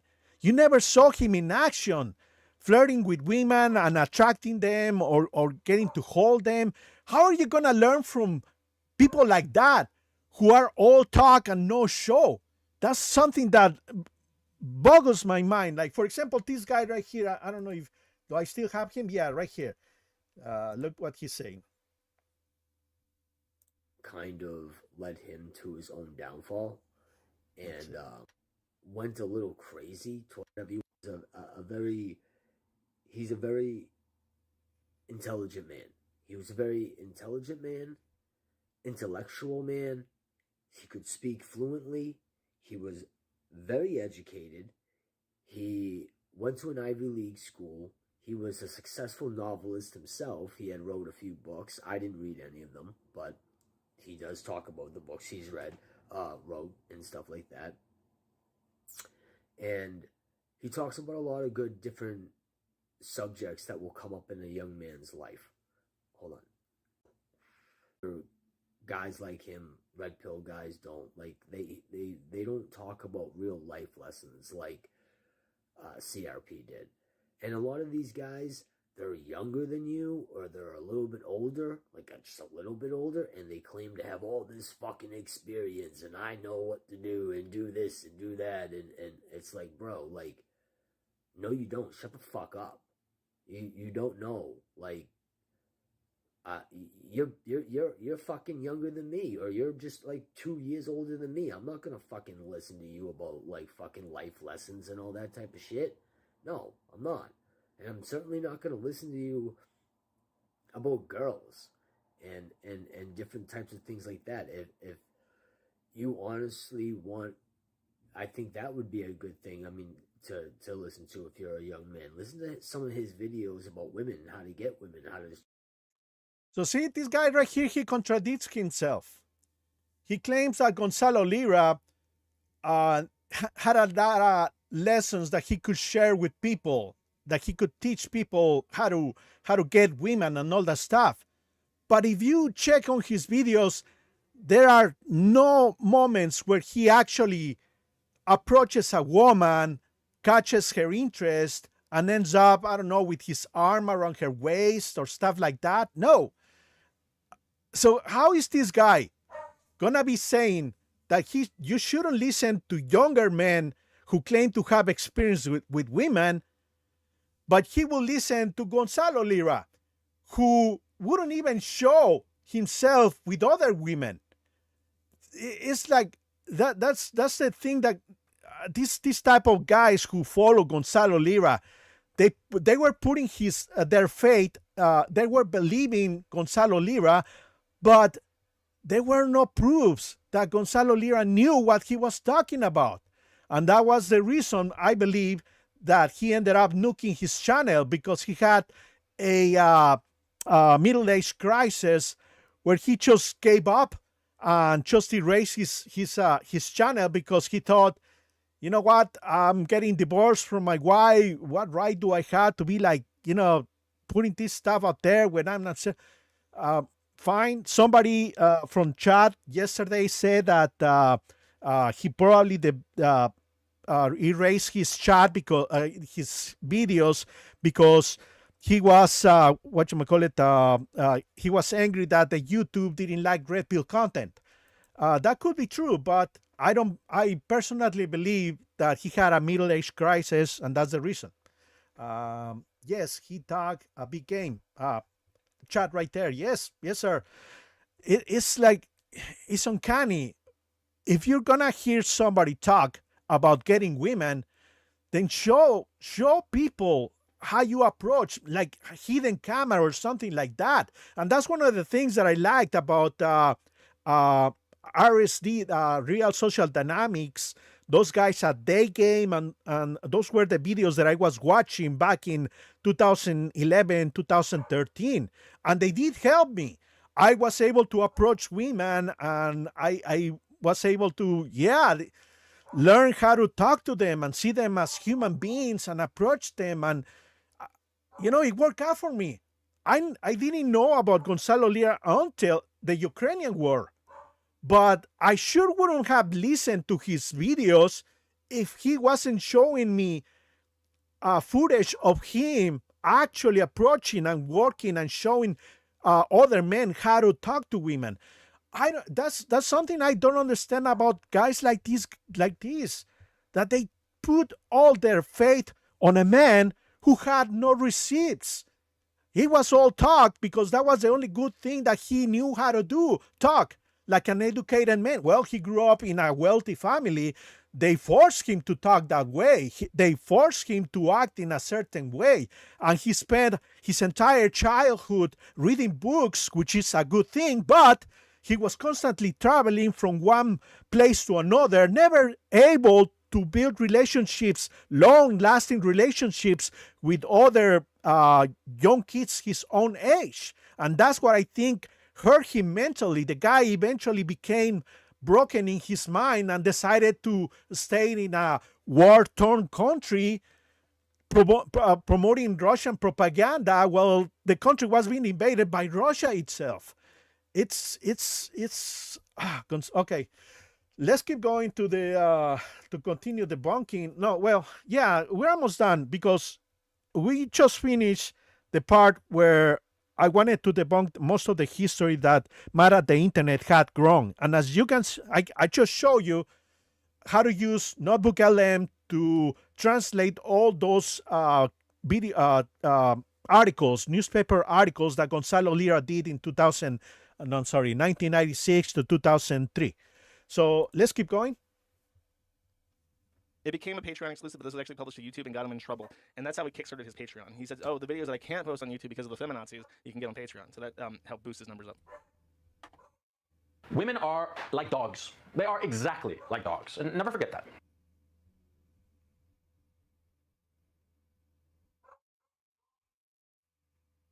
I love women. I think that they're terrific. Men bore me. I think that men are just stupid, okay? Probably because, whenever I'm talking to most men, I know what they're thinking or what they're going to say, 3 steps before they say it, So it's just no fun to be talking to a guy. But a woman, Jesus Christ, I mean, she's just a complete surprise. Listening to this now, something about that statement is really resonating with me because I clipped something right towards the stream starting. I thought that's a weird thing to say. And now I'm gonna circle back to it eventually. And I'm not talking about sexually attractive women between the ages of 20 and 27. I'm talking any woman, a 3-year-old girl, some hot young thing, some older middle-aged woman, some elderly lady. They are all fascinating to me because they're all so surprising. The way that they think, their priorities. Guys, they're simple. Women, it's not that they're a mystery. It's that they're a constant surprise, as far as I'm concerned, right? So as you notice, he rambles a lot. His issue is that the way that Coach Red Pill delivers videos is that he has no script, he rambles off the cuff, and he almost always talks about a personal anecdote which has almost no relevance to the actual video. This one is actually one of his more concise videos, I think in part because it does have a personal anecdote that I want to jump to. It's only 7 minutes. By the way, I think that this video is recorded around 2013, maybe 2014, 2015. 2013, 2014, once again, this is wrong. Gonzalo Lira started his career as a YouTuber in 2017. If any of you guys watched the video that I did yesterday, the live stream, we can verify that the year he started making CRP videos was in 2017. After he abandoned his family in Ukraine, he moved to the UK. And this one right here, this is his apartment in the UK. You can tell when you watch his videos later on, the other office that he has, they are bigger. Why? Because in Ukraine, getting an apartment or a studio of that size is cheaper than getting a big studio apartment in the UK. In the UK, the best that he could do was get that small flat. And you have seen this flat in other videos that he has made where the restroom is like right behind the camera and the entrance for the bedroom and the exit for the apartment is on the left side. So yeah, this is Great Britain, 2017, not 2013 like Mr. Mara the internet is commenting. So yeah, I don't know why he made this type of mistakes. If he said that he's been watching all those videos of Gonzalo Lira, I gotta give him credit for that because I can't stand listening to any more Gonzalo Lira videos. I have deranged syndrome, Gonzalo Lira's deranged syndrome, where I cannot stand the sight or the voice of that guy anymore. I'm done with him. I didn't want to make any more Gonzalo Lira videos, but when I saw that people keep making videos of Gonzalo Lira, I had to jump in and debunk those videos because they're painting him in a wrong way. And I also wanted to debunk this video, which came out a year ago, but I never got around. And well, here we are today. So let's continue. And I think that this is his office, and it's permanently his office in Kharkiv, Nope. Ukraine. Nope. Why he's in That's the UK, my good sir. Ukraine, I'll explain in just a second. But I do want to skip to, I think around this point right here. How do you get that confidence with a dog? experience. You go out and you meet different dogs. You meet different dogs, and at first you're going to be afraid, and at first the dog is going to bite you, right? But eventually, with enough experience, with enough mileage, you get confident. You meet a new dog, no problem. See, there was this wild dog out where I used to live for a while, right? I lived out in the country for a while, late last year, and this wild dog was running around and just being a nuisance. But he was a big dog, so people were scared that he was going to bite somebody, and it was a fast dog, and it was anyway. The point is, I wound up going up to that dog, and I have some experience with dogs, and I just yelled at the dog and said, "Stop barking!" And it stopped barking. It didn't know that I wanted it to stop barking. It just sensed that. My God, what a stupid.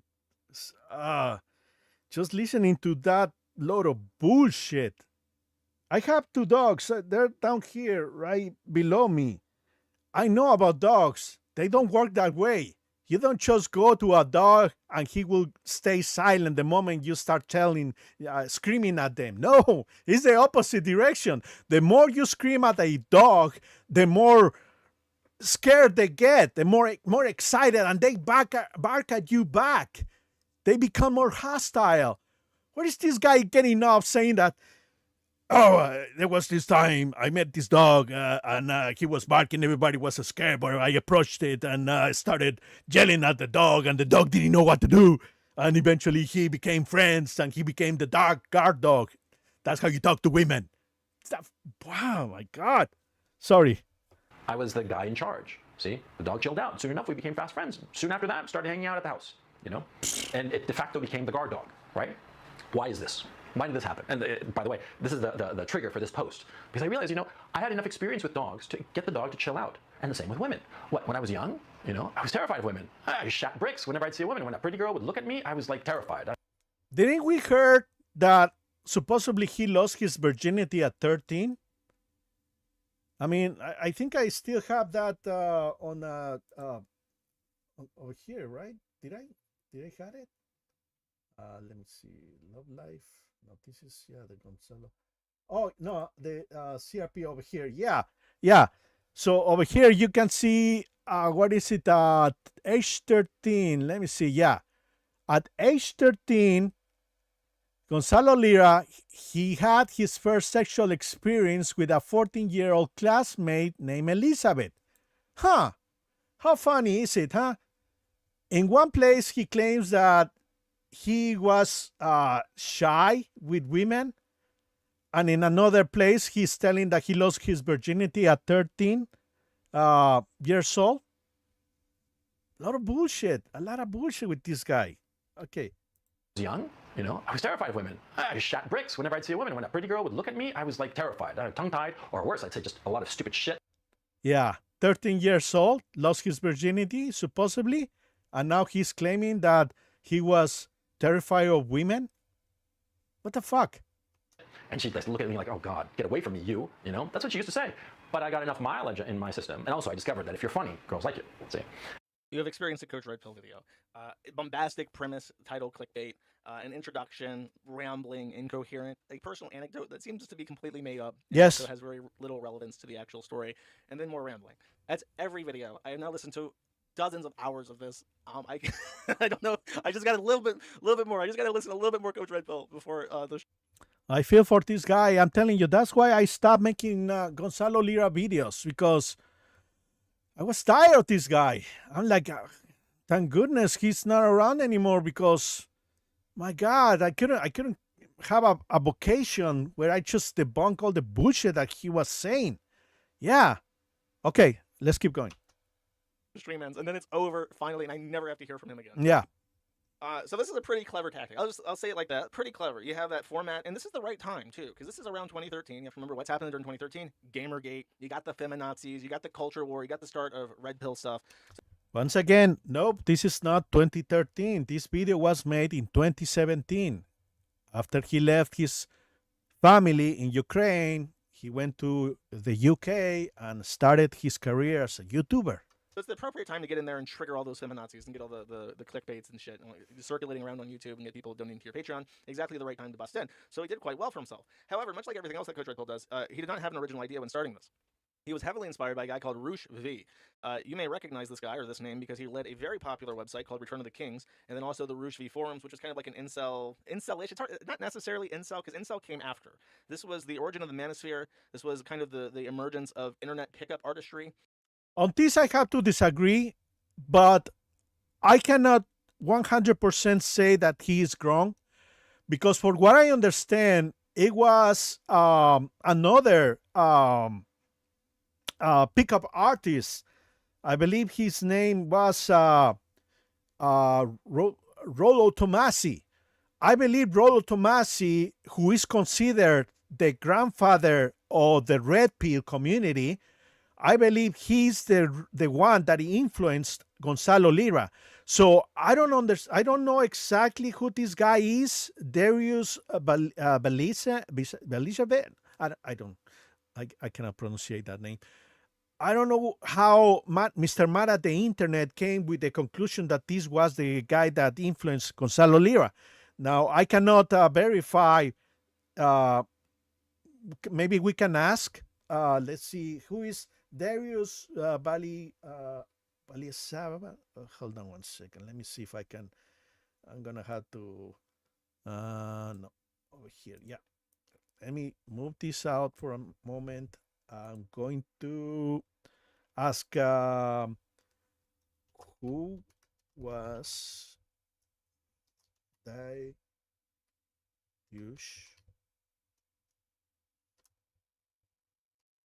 Bali Sadi with an H. So let's see if there are any records of that name on the CRB channel because, like I said, I don't know who this guy is. I was under the impression that Rollo Tomasi was the one who influenced Gonzalo Lira into becoming a dating advice person.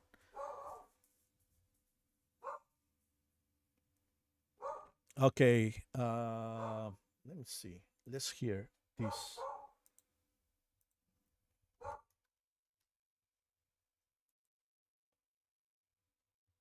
According to the sources, the individual commonly known as Rouge Fee is identified as a key figure in the neo-masculinity movement. While the name Dayush Valazadeh is not explicitly used in the provided transcripts as the identification comes from information outside of the sources detail his significant influence on the development of the manosphere.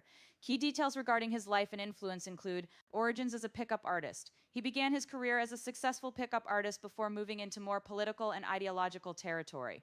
Founder of Return of Kings. In 2012, he launched the website Return of Kings, which initially focused on picking up girls, but transitioned into a platform discussing how to be a man in contemporary Western democracies. Founder of Neo-Masculinity.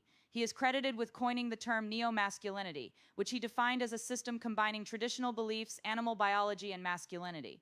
Ideological goals. Through his writing, he sought to provide an antidote for Western degeneracy, immoral state authority, and mindless consumerism.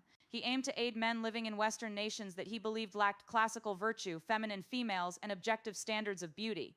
Community impact. The sources describe his work as helping to form a community of brainiac men who look at social structures coldly and rationally to compensate for a lack of strong male role models during their upbringing. Analogously, his role in the manosphere was like a bridge builder who took a fringe community of nerdy kids, focused on social algorithms, and moved them toward a structured political worldview aimed at reclaiming traditional masculine roles. No, okay. Yeah, I didn't. I haven't heard about. As I mentioned, I don't watch too many of Coach Repil videos because I can't stand his voice. I can stand the guy. But yeah, I guess Mr. Mad at the internet was right on this comment. He Darius Valishdao was an influence for Gonzalo Lira. Okay, I can see that. But I was under the impression it was Rol Tomasi. But oh well. Of red pill philosophy when it came to women, how there's a game to be played with women, that the liberalization of the sexual marketplace is an inherently bad thing. Women should be caregivers and nothing else. That's right around this. And Roosh was the guy. The guy. Well, like, this guy knew how to troll people to get people talking about his sites and driving legitimate traffic to his site, and he made a fuck ton of money. You may also notice that he's an author. There's a book down here called Bang Poland, How to Pick Up Women in Poland. Bang Colombia, How to Pick Up Women in Colombia. And Bang Ukraine, How to Pick Up Women in Ukraine, circa 2012. And then so happens that Expat229, aka Coach Red Pill, joins the Rooshby Forum in November 2013 and posts a couple interesting things. This is the most interesting. In my experience, demanding that a woman give you anal sex or any other sex that is distinctly and deliberately painful is kryptonite to women. Yeah. Once they take it painfully, they surrender completely. The old John Mellencamp tune is completely on the money. It hurts so good. Yeah. So it seems like he literally took this guy's advice and moved from the United States to Ukraine. Yeah, so oh my God. Well, I can, yeah, I will say that, yeah, might the internet might be correct on this. And I was previously under different, uh, yeah, understanding. I thought it was Rolo Tomasi the reason why Gonzalo Lira became a dating coach, but no, apparently it was that other guy. But it's good. I get to learn something new. Then he begins his red pill enterprise of his own because imitation is the most sincere form of flattery. And since I have listened to his entire catalog, pretty much, I have picked out choice Coach Red Pill videos that we can watch together. This is probably in total, I would say maybe, let's see, I'll probably play about 20 minutes of stuff from. Yeah, so the videos that he's gonna play, there are a couple of them that I already talked about. One of them is gonna be the one about dating model Victoria's Secret's models in New York, which is a lie. The guy was a loner in New York and eventually left because he couldn't form bonds with other people. And but the thing about Gonzalo Lira is that he was like that everywhere. In Chile, people didn't like him. In America, well, you can see that at Dartmouth, he got suspended and ostracized by his peers. And then when he went to Chile back to make his movie, people hated him there too. The guy just couldn't connect. And in real life, I believe that he also couldn't build a larger audience if it wasn't for YouTube, where he could spill all his lies and have men believe what he was doing. Gullible men like this guy right here who believed that Gonzalo Lira was saying that was speaking the truth because he had he was able to talk fluently in an educated way. That was the reason why he believed him, when in fact he was believing a guy who was lying. He was a professional liar. That was the only thing that he was good at. And now, so I'm going to stop with the matter at the internet. I already show you guys everything that I believe that he got wrong from the beginning of the Gonzalo Lira's life. I show you how to use Notebook LM to do your own research about Gonzalo Lira, to find out stories about his life, when he made those interviews on the newspapers. Let's see what else. But yeah, the last thing I want to show you guys is in the Gonzalo Lira notebook. I also included the video where he the funeral of Gonzalo Lira. Let's see. Let me see if I can find it. Where did I put it? Here. El funeral de Gonzalo Lira. So right here, this video, it's the funeral of Gonzalo Lira, and you can hear Gonzalo Lira Sr. gave an eulogy. What do you call the last words about his son? So I'm going to ask Notebook LM. It said during Gonzalo's funeral, what were the biggest achievements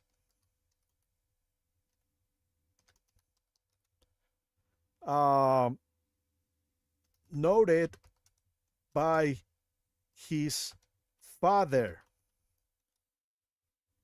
So according to Gonzalo Lira, according to Gonzalo Lira Sr., his father, who was at his funeral at Gonzalo Lira's funeral, remembering Gonzalo and telling everybody that he was proud because of the achievements that he has made, right? Let's see what are the achievements that Gonzalo Lira Sr. recognizes from his son. Now, mind you, remember, according to Gonzalo Lira, he was a successful writer, a successful director, a successful, dating coach, right? But according to his father, Gonzalo Lira Sr., the only big achievement that Gonzalo did was this one, being a YouTuber. Check this out. During Gonzalo Lira's funeral in Santiago, his father, Gonzalo Lira Sr., identified his son's impactful online presence and his unwavering moral courage as his greatest achievements. He stated that his son had successfully found his destiny on the internet, where he amassed more than 360,000 subscribers and reached millions of viewers who followed his commentary on global current events. The father specifically highlighted Lira's work as a vocal critic of the war, noting that he had repudiated and revealed to the West the figures he held responsible for the conflict, namely President Volodymyr Zelensky and President Joe Biden. He emphasized that Lira had been exercising his right to free speech as a U.S. citizen, a right protected by the First Amendment. Ultimately, Lira Sr. expressed deep admiration for his son's valor in defending a universal principle of free expression, even at the cost of his freedom and life. So, yeah, as you can see right there, according to Gonzalo Lira Sr., the only success, the only achievement that Gonzalo Lira had under his belt was as an anti-Ukraine, anti-United States commentator on YouTube. That's the only success that Gonzalo Lira had. His books were not particularly successful.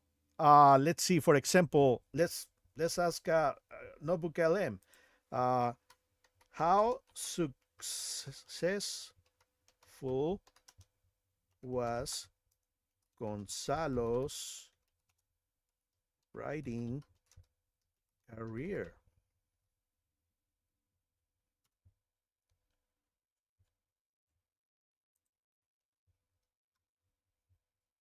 Yeah, let's see. So he was according to his father, the only success he had was being an online personality, because he was lying, which is the only good thing that he was good at, lying with a convincing tone of voice and sounded educated.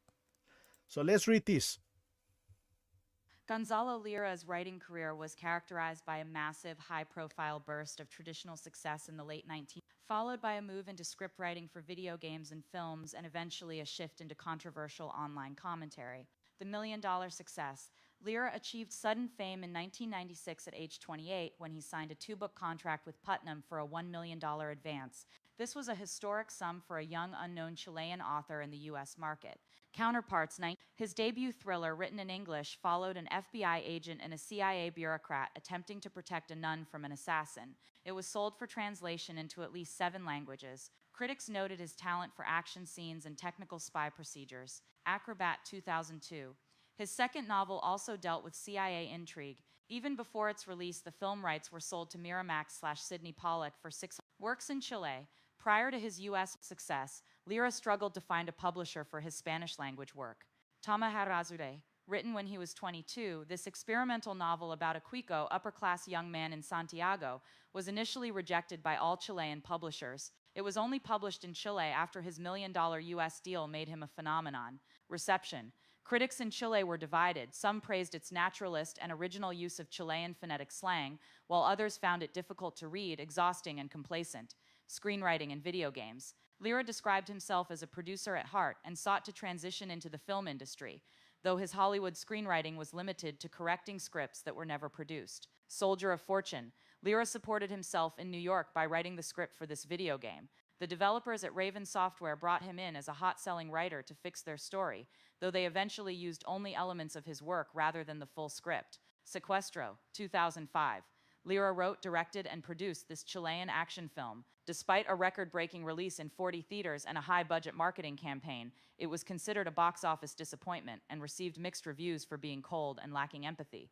Transition to expert and blogger. By 2010, Lira had largely disappeared as a novelist and reinvented himself as an economic blogger and commentator. Economic blogging. He wrote for platforms like Business Insider, Zero Hedge, and Seeking Alpha. However, professional economists like Steve Keen, with whom he had a failed business venture, described him as an overpromiser and under-deliverer. Online presence. His later writing was primarily digital, reaching 360,000 subscribers on YouTube with war commentary. Some sources retrospectively labeled his earlier literary success as a failure because he did not sustain a career as a top-tier novelist. Lira's writing career followed the path of a comet. It began with a brilliant, highly remunerated flash that made him a literary celebrity, but it eventually fragmented into a series of smaller, more controversial orbits in different media industries.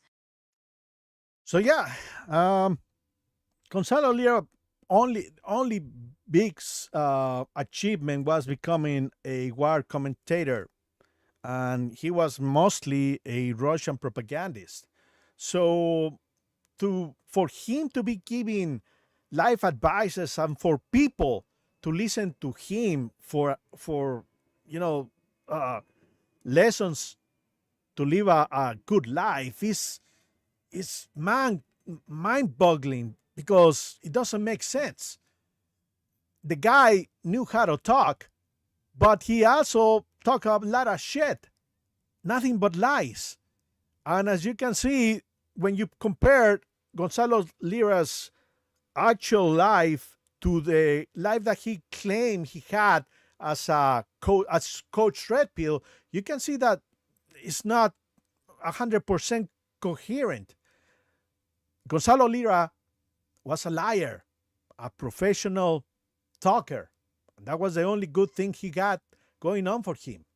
He fell alive by accumulating a lot of money, but he ended up dying because of his own mistakes and bad judgment, and he ended up leaving all that money behind. So what was the point? I was about to end the whatchamacallit. I was about to end the stream, but I forgot. I also uploaded the results of his the Freedom of Information Act. Okay, let's go to the Freedom of Information Act before I end the streaming, so we can hear what were the results. Let's see, for example, what were the findings on the Freedom of Information Act of Gonzalo dead. So, for those who might not know, a right-wing publication, I think it's called the Pounded. I mean, I have it right here. Hold on one second. The Pounded. I had it here somewhere, but let me see if I can find it somewhere else.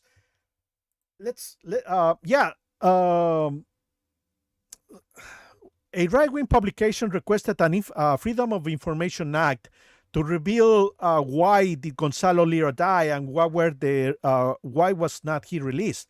And they found out that Gonzalo, the State Department, they were close to begin process to help Gonzalo Lira being transferred from Ukraine to America because he was sick.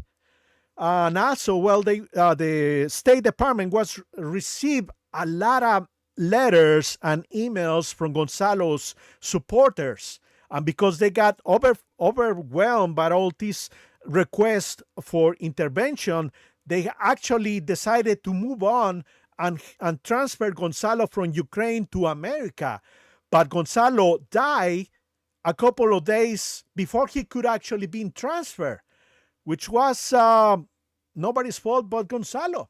the guy was smoking a pack of cigarettes a day for a whole year since the beginning of the war, on top of having a heart condition. So it was his own fault. There is no other way to go about it. Hold on once. I'm gonna see if I can find that. Well, this is let's see, Freedom of Information Act. Where? Compelling guard. Coach Repi Gonzalo Lira.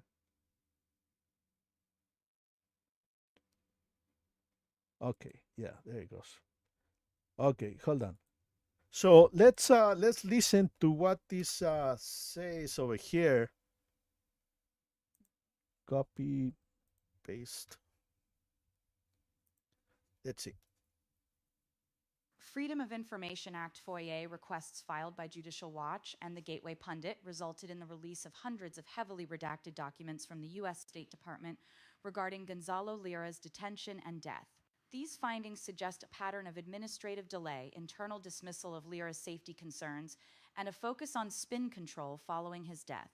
The smoking gun delayed humanitarian release. The most significant finding in the FOIA documents was a diplomatic note requesting Lira's humanitarian release, which was approved by the State Department in Washington, D.C. Late timing, despite Lira's arrest in May 2023 and repeated pleas from his family, this request was only initiated on January 4th, Catalyst for action, analysts suggest the sudden turnaround in the State Department's willingness to intervene followed increased public pressure after Gonzalo Lira Sr. appeared on Tucker Carlson's program in December 20. Knowledge of health decline. The FOIA correspondence history reveals that the U.S. Embassy was aware of Lira's deteriorating health for weeks before he died. November 2023. On November 24, Lira's attorney called American Citizen Services, ACS, to report that Lira was having respiratory problems. December 2023, Lira himself raised issues regarding his illness and lack of infection during a December 6 virtual visit. By December 22, Lira's attorney informed the court he was suffering from double pneumonia. Dismissal of severity. Despite these reports, internal notes from December 22 stated that a prison doctor claimed Lira did not require hospitalization and would be well enough to attend his next hearing in person. Internal attitudes and no rush responses. The released emails show a dismissive attitude toward Lira by some embassy officials, dismissed as garbage. Following a virtual visit on December 6, where Lira was agitated and uncooperative and alleged he was being left to die, an unnamed embassy official characterized his statements as garbage. Lack of urgency. When discussing the nature of threats Lira reported against his life and the doxing of ACS officers, an official responded, "No need to answer now, no rush." Low priority. Internal emails from August 2023 indicated the embassy did not attach a high priority to Lira's case and referred to his attempt to seek asylum in Hungary as an attempt to abscond. Post-death spin control. Following Lira's death on January 11, 2024, the FOIA documents show the State Department focused immediately on managing the public narrative. Press guidance. By 8:45 a.m. the morning after his death, officials were seeking clearance on press guidance to specifically address the question, why didn't the U.S. government do more to assist Mr. Lira? Countering the Russian narrative. Internal communications urged a detailed pushback against any suggestion the embassy didn't do anything, labeling such claims as a Russian narrative and an attempt to make Lira a martyr. To understand the situation, one might compare the embassy's response to an insurance adjuster who ignores a homeowner's warnings about a leaking pipe for months, only to authorize emergency repairs once the house is already flooded, and then focuses their energy on explaining why the flood wasn't their fault. Yeah, so as you can see, the State Department actually started doing stuff to get Gonzalo Lira out of Ukrainian prison. Now, here's one thing. Gonzalo Lira never requested assistance to the State Department after he was arrested for the first time, supposedly because he didn't trust the American government. But later you can see that Gonzalo Lira was about to be released by the American State Department because his followers sent them a lot of requests after watching him in the Tucker Carlson show on X. So that broadcast that Gonzalo Lira Sr. did with Tucker Carlson is what could have saved Gonzalo Lira's life. except that Gonzalo Lira, his health was horrible and ended up dying of pneumonia. And here you can, this is the place where you can read the whole Freedom of Information Act release. This is the Gateway Pundit. It's a right-wing publication. They are the ones who put in the Freedom of Information Act request, and they got those paperworks. These paperworks, I uploaded them to Node LM, and that's how we heard the results. But there's still a big influence on the right-wing narrative, accusing Gonzalo Lira Sr. of, accusing the government of not helping Gonzalo Lira fast enough and help him to get back to America. So you can trust and at the same time being hesitant to what is the Gateway Pundit publication is saying, because they are biased. They were anti Joe Biden, anti Democrats or left wing government. Right now, if you are interested, there are some people trying to get a formal autopsy on Gonzalo Lira. It's a pointless request that some people are making, but I mean, it only has like 1,000 signatures so far. It's just pathetic and sad. But oh well. Yeah. So I'm going to. It's been 2 hours already, this stream, and so we're gonna end it right here. Obviously, the Mad at the Internet video is full of inaccuracies at the beginning, but there are some other stuff at the end which is not that wrong, not that incorrect. There is a part where where they say that what is the last part of the let's see, it's over here somewhere. The letter that Gonzalo Lira sent to his sister, because he was still estranged from his father. He was estranged to his father, the man who was actually trying to doing stuff to help him out, Gonzalo Lira Sr. When Gonzalo Lira was asking for help, he asked everybody but his father. And at the end, his father is the one who actually was doing things to get him out. By his father doing that interview with Tucker Carlson, as I already said, that was the way Gonzalo could have been freed. But he acted too late. He acted too late because Gonzalo Lira didn't trust his father. He didn't trust the American government. And he was putting all his bets on the wrong places. I mean, he made some very bad decisions. And at this point in life, why are you going to listen to his videos when the guy never implemented the philosophy that he was promoting of using common sense and being a deep thinker, planning your life, things like that, when at the end he died out of his own wrong decisions. And right now, as everybody can have been seeing, the red pill community, the red pill movement is dying. Right now, Tatum, what's his name? The guy lost a fight. Andrew Tatum had a fight with another influencer, and he lost. It's so. What is the name of the other guy? Everybody's abandoning the red pill. The red pill community is falling apart right now. Gonzalo Lira influence in the internet is slowly disappearing. It's slowly dying. Once this generation moves on from the red pill movement, Gonzalo Lira is going to be forgotten completely.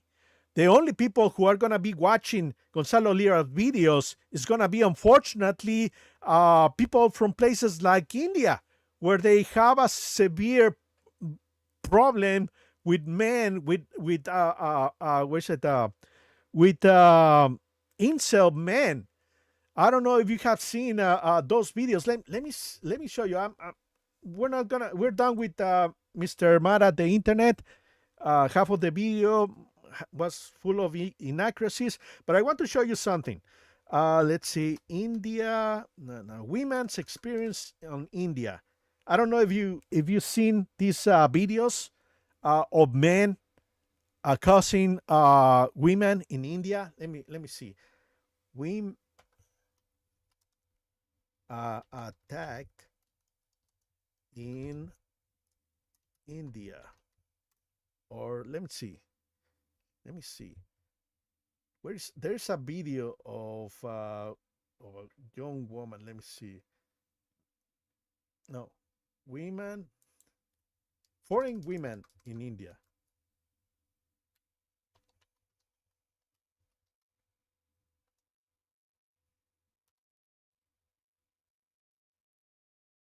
Yeah, India is crazy. Reasons to where is it? Hold on, let me see. Truth about living in India in English. This is not safe.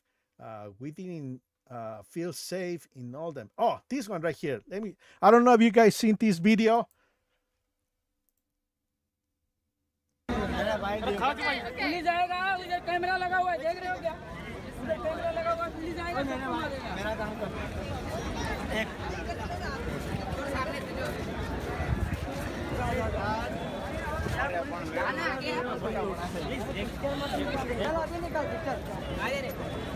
In case you guys don't know, this lady right here, she's just a tourist. She's not famous. She's just, vacationing in India, and she's walking on the streets, and all of a sudden, all these men, they just get around her. And this is not the only case. There's a bunch of videos like this one where women are just, trying to be normal in India, normal tourists, and men just gather around them and start accosting them. It's weird. Foreign women in India, yeah, you'll see a lot of these videos where women are just being,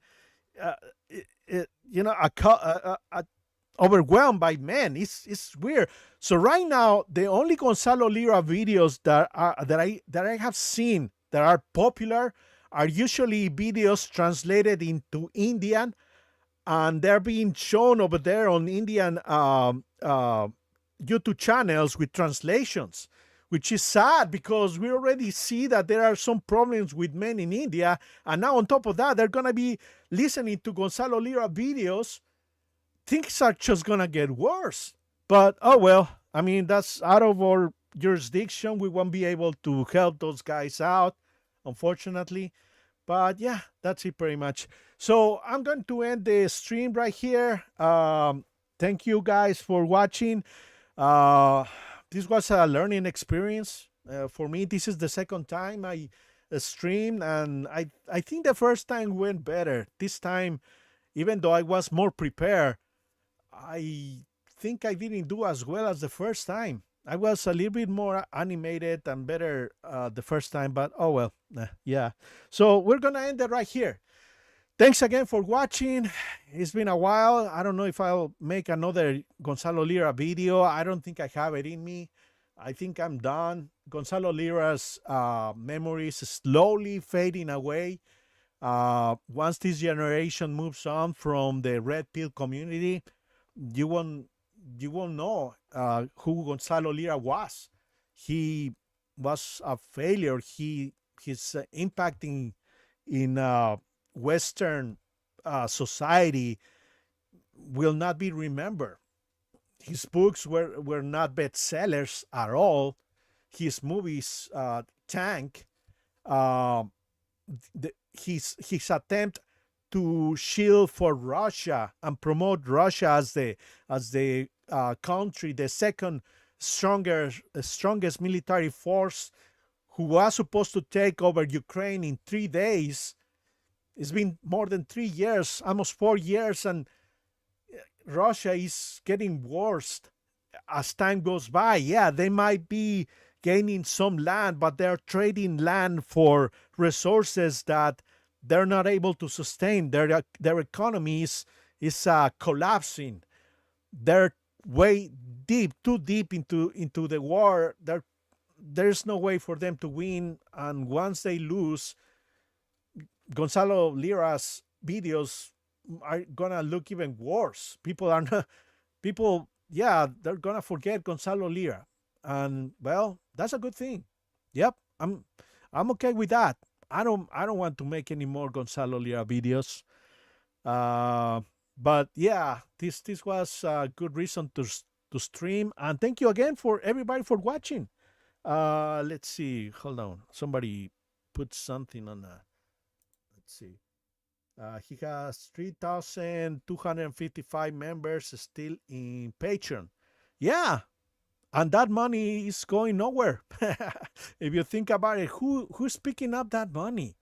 Who's picking up Gonzalo Lira's Patreon? I don't think it's his ex-wife.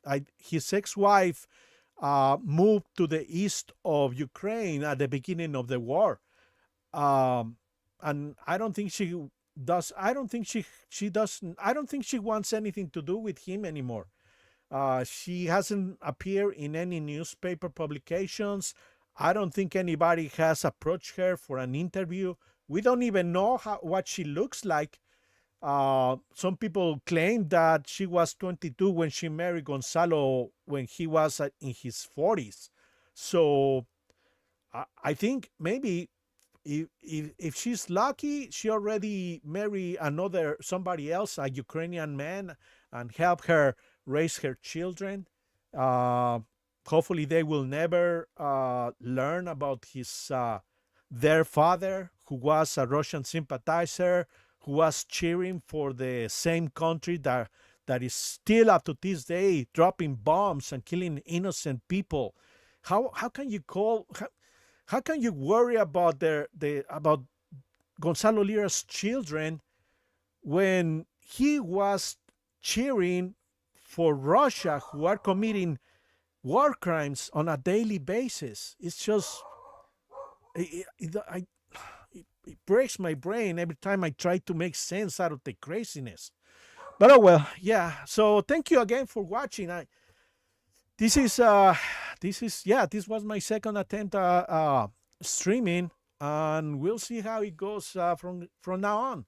I don't know where the direction of my channel is gonna go. I've been thinking about doing some political news, but politics is crazy right now. 2026 is gonna be a very, very eventful year. The midterms elections are coming up. The Republicans are gonna lose a lot of seats. Trump is gonna go crazy trying to fight back the Democrats once they regain control of the House or maybe the Senate too. So I don't know if politics is the right thing to follow in this channel, but that's all I'm watching right now. Political content. I cannot see. I cannot take away. I cannot stop watching political content, and any idea that I have about making content for this channel is nothing but politics. But oh well, okay. So I'll leave it at that. I'll end the stream right now. Thank you again for watching. This is Fox Hunter. Thanks again for your patience. You guys take care, and I'll see you later. Bye bye.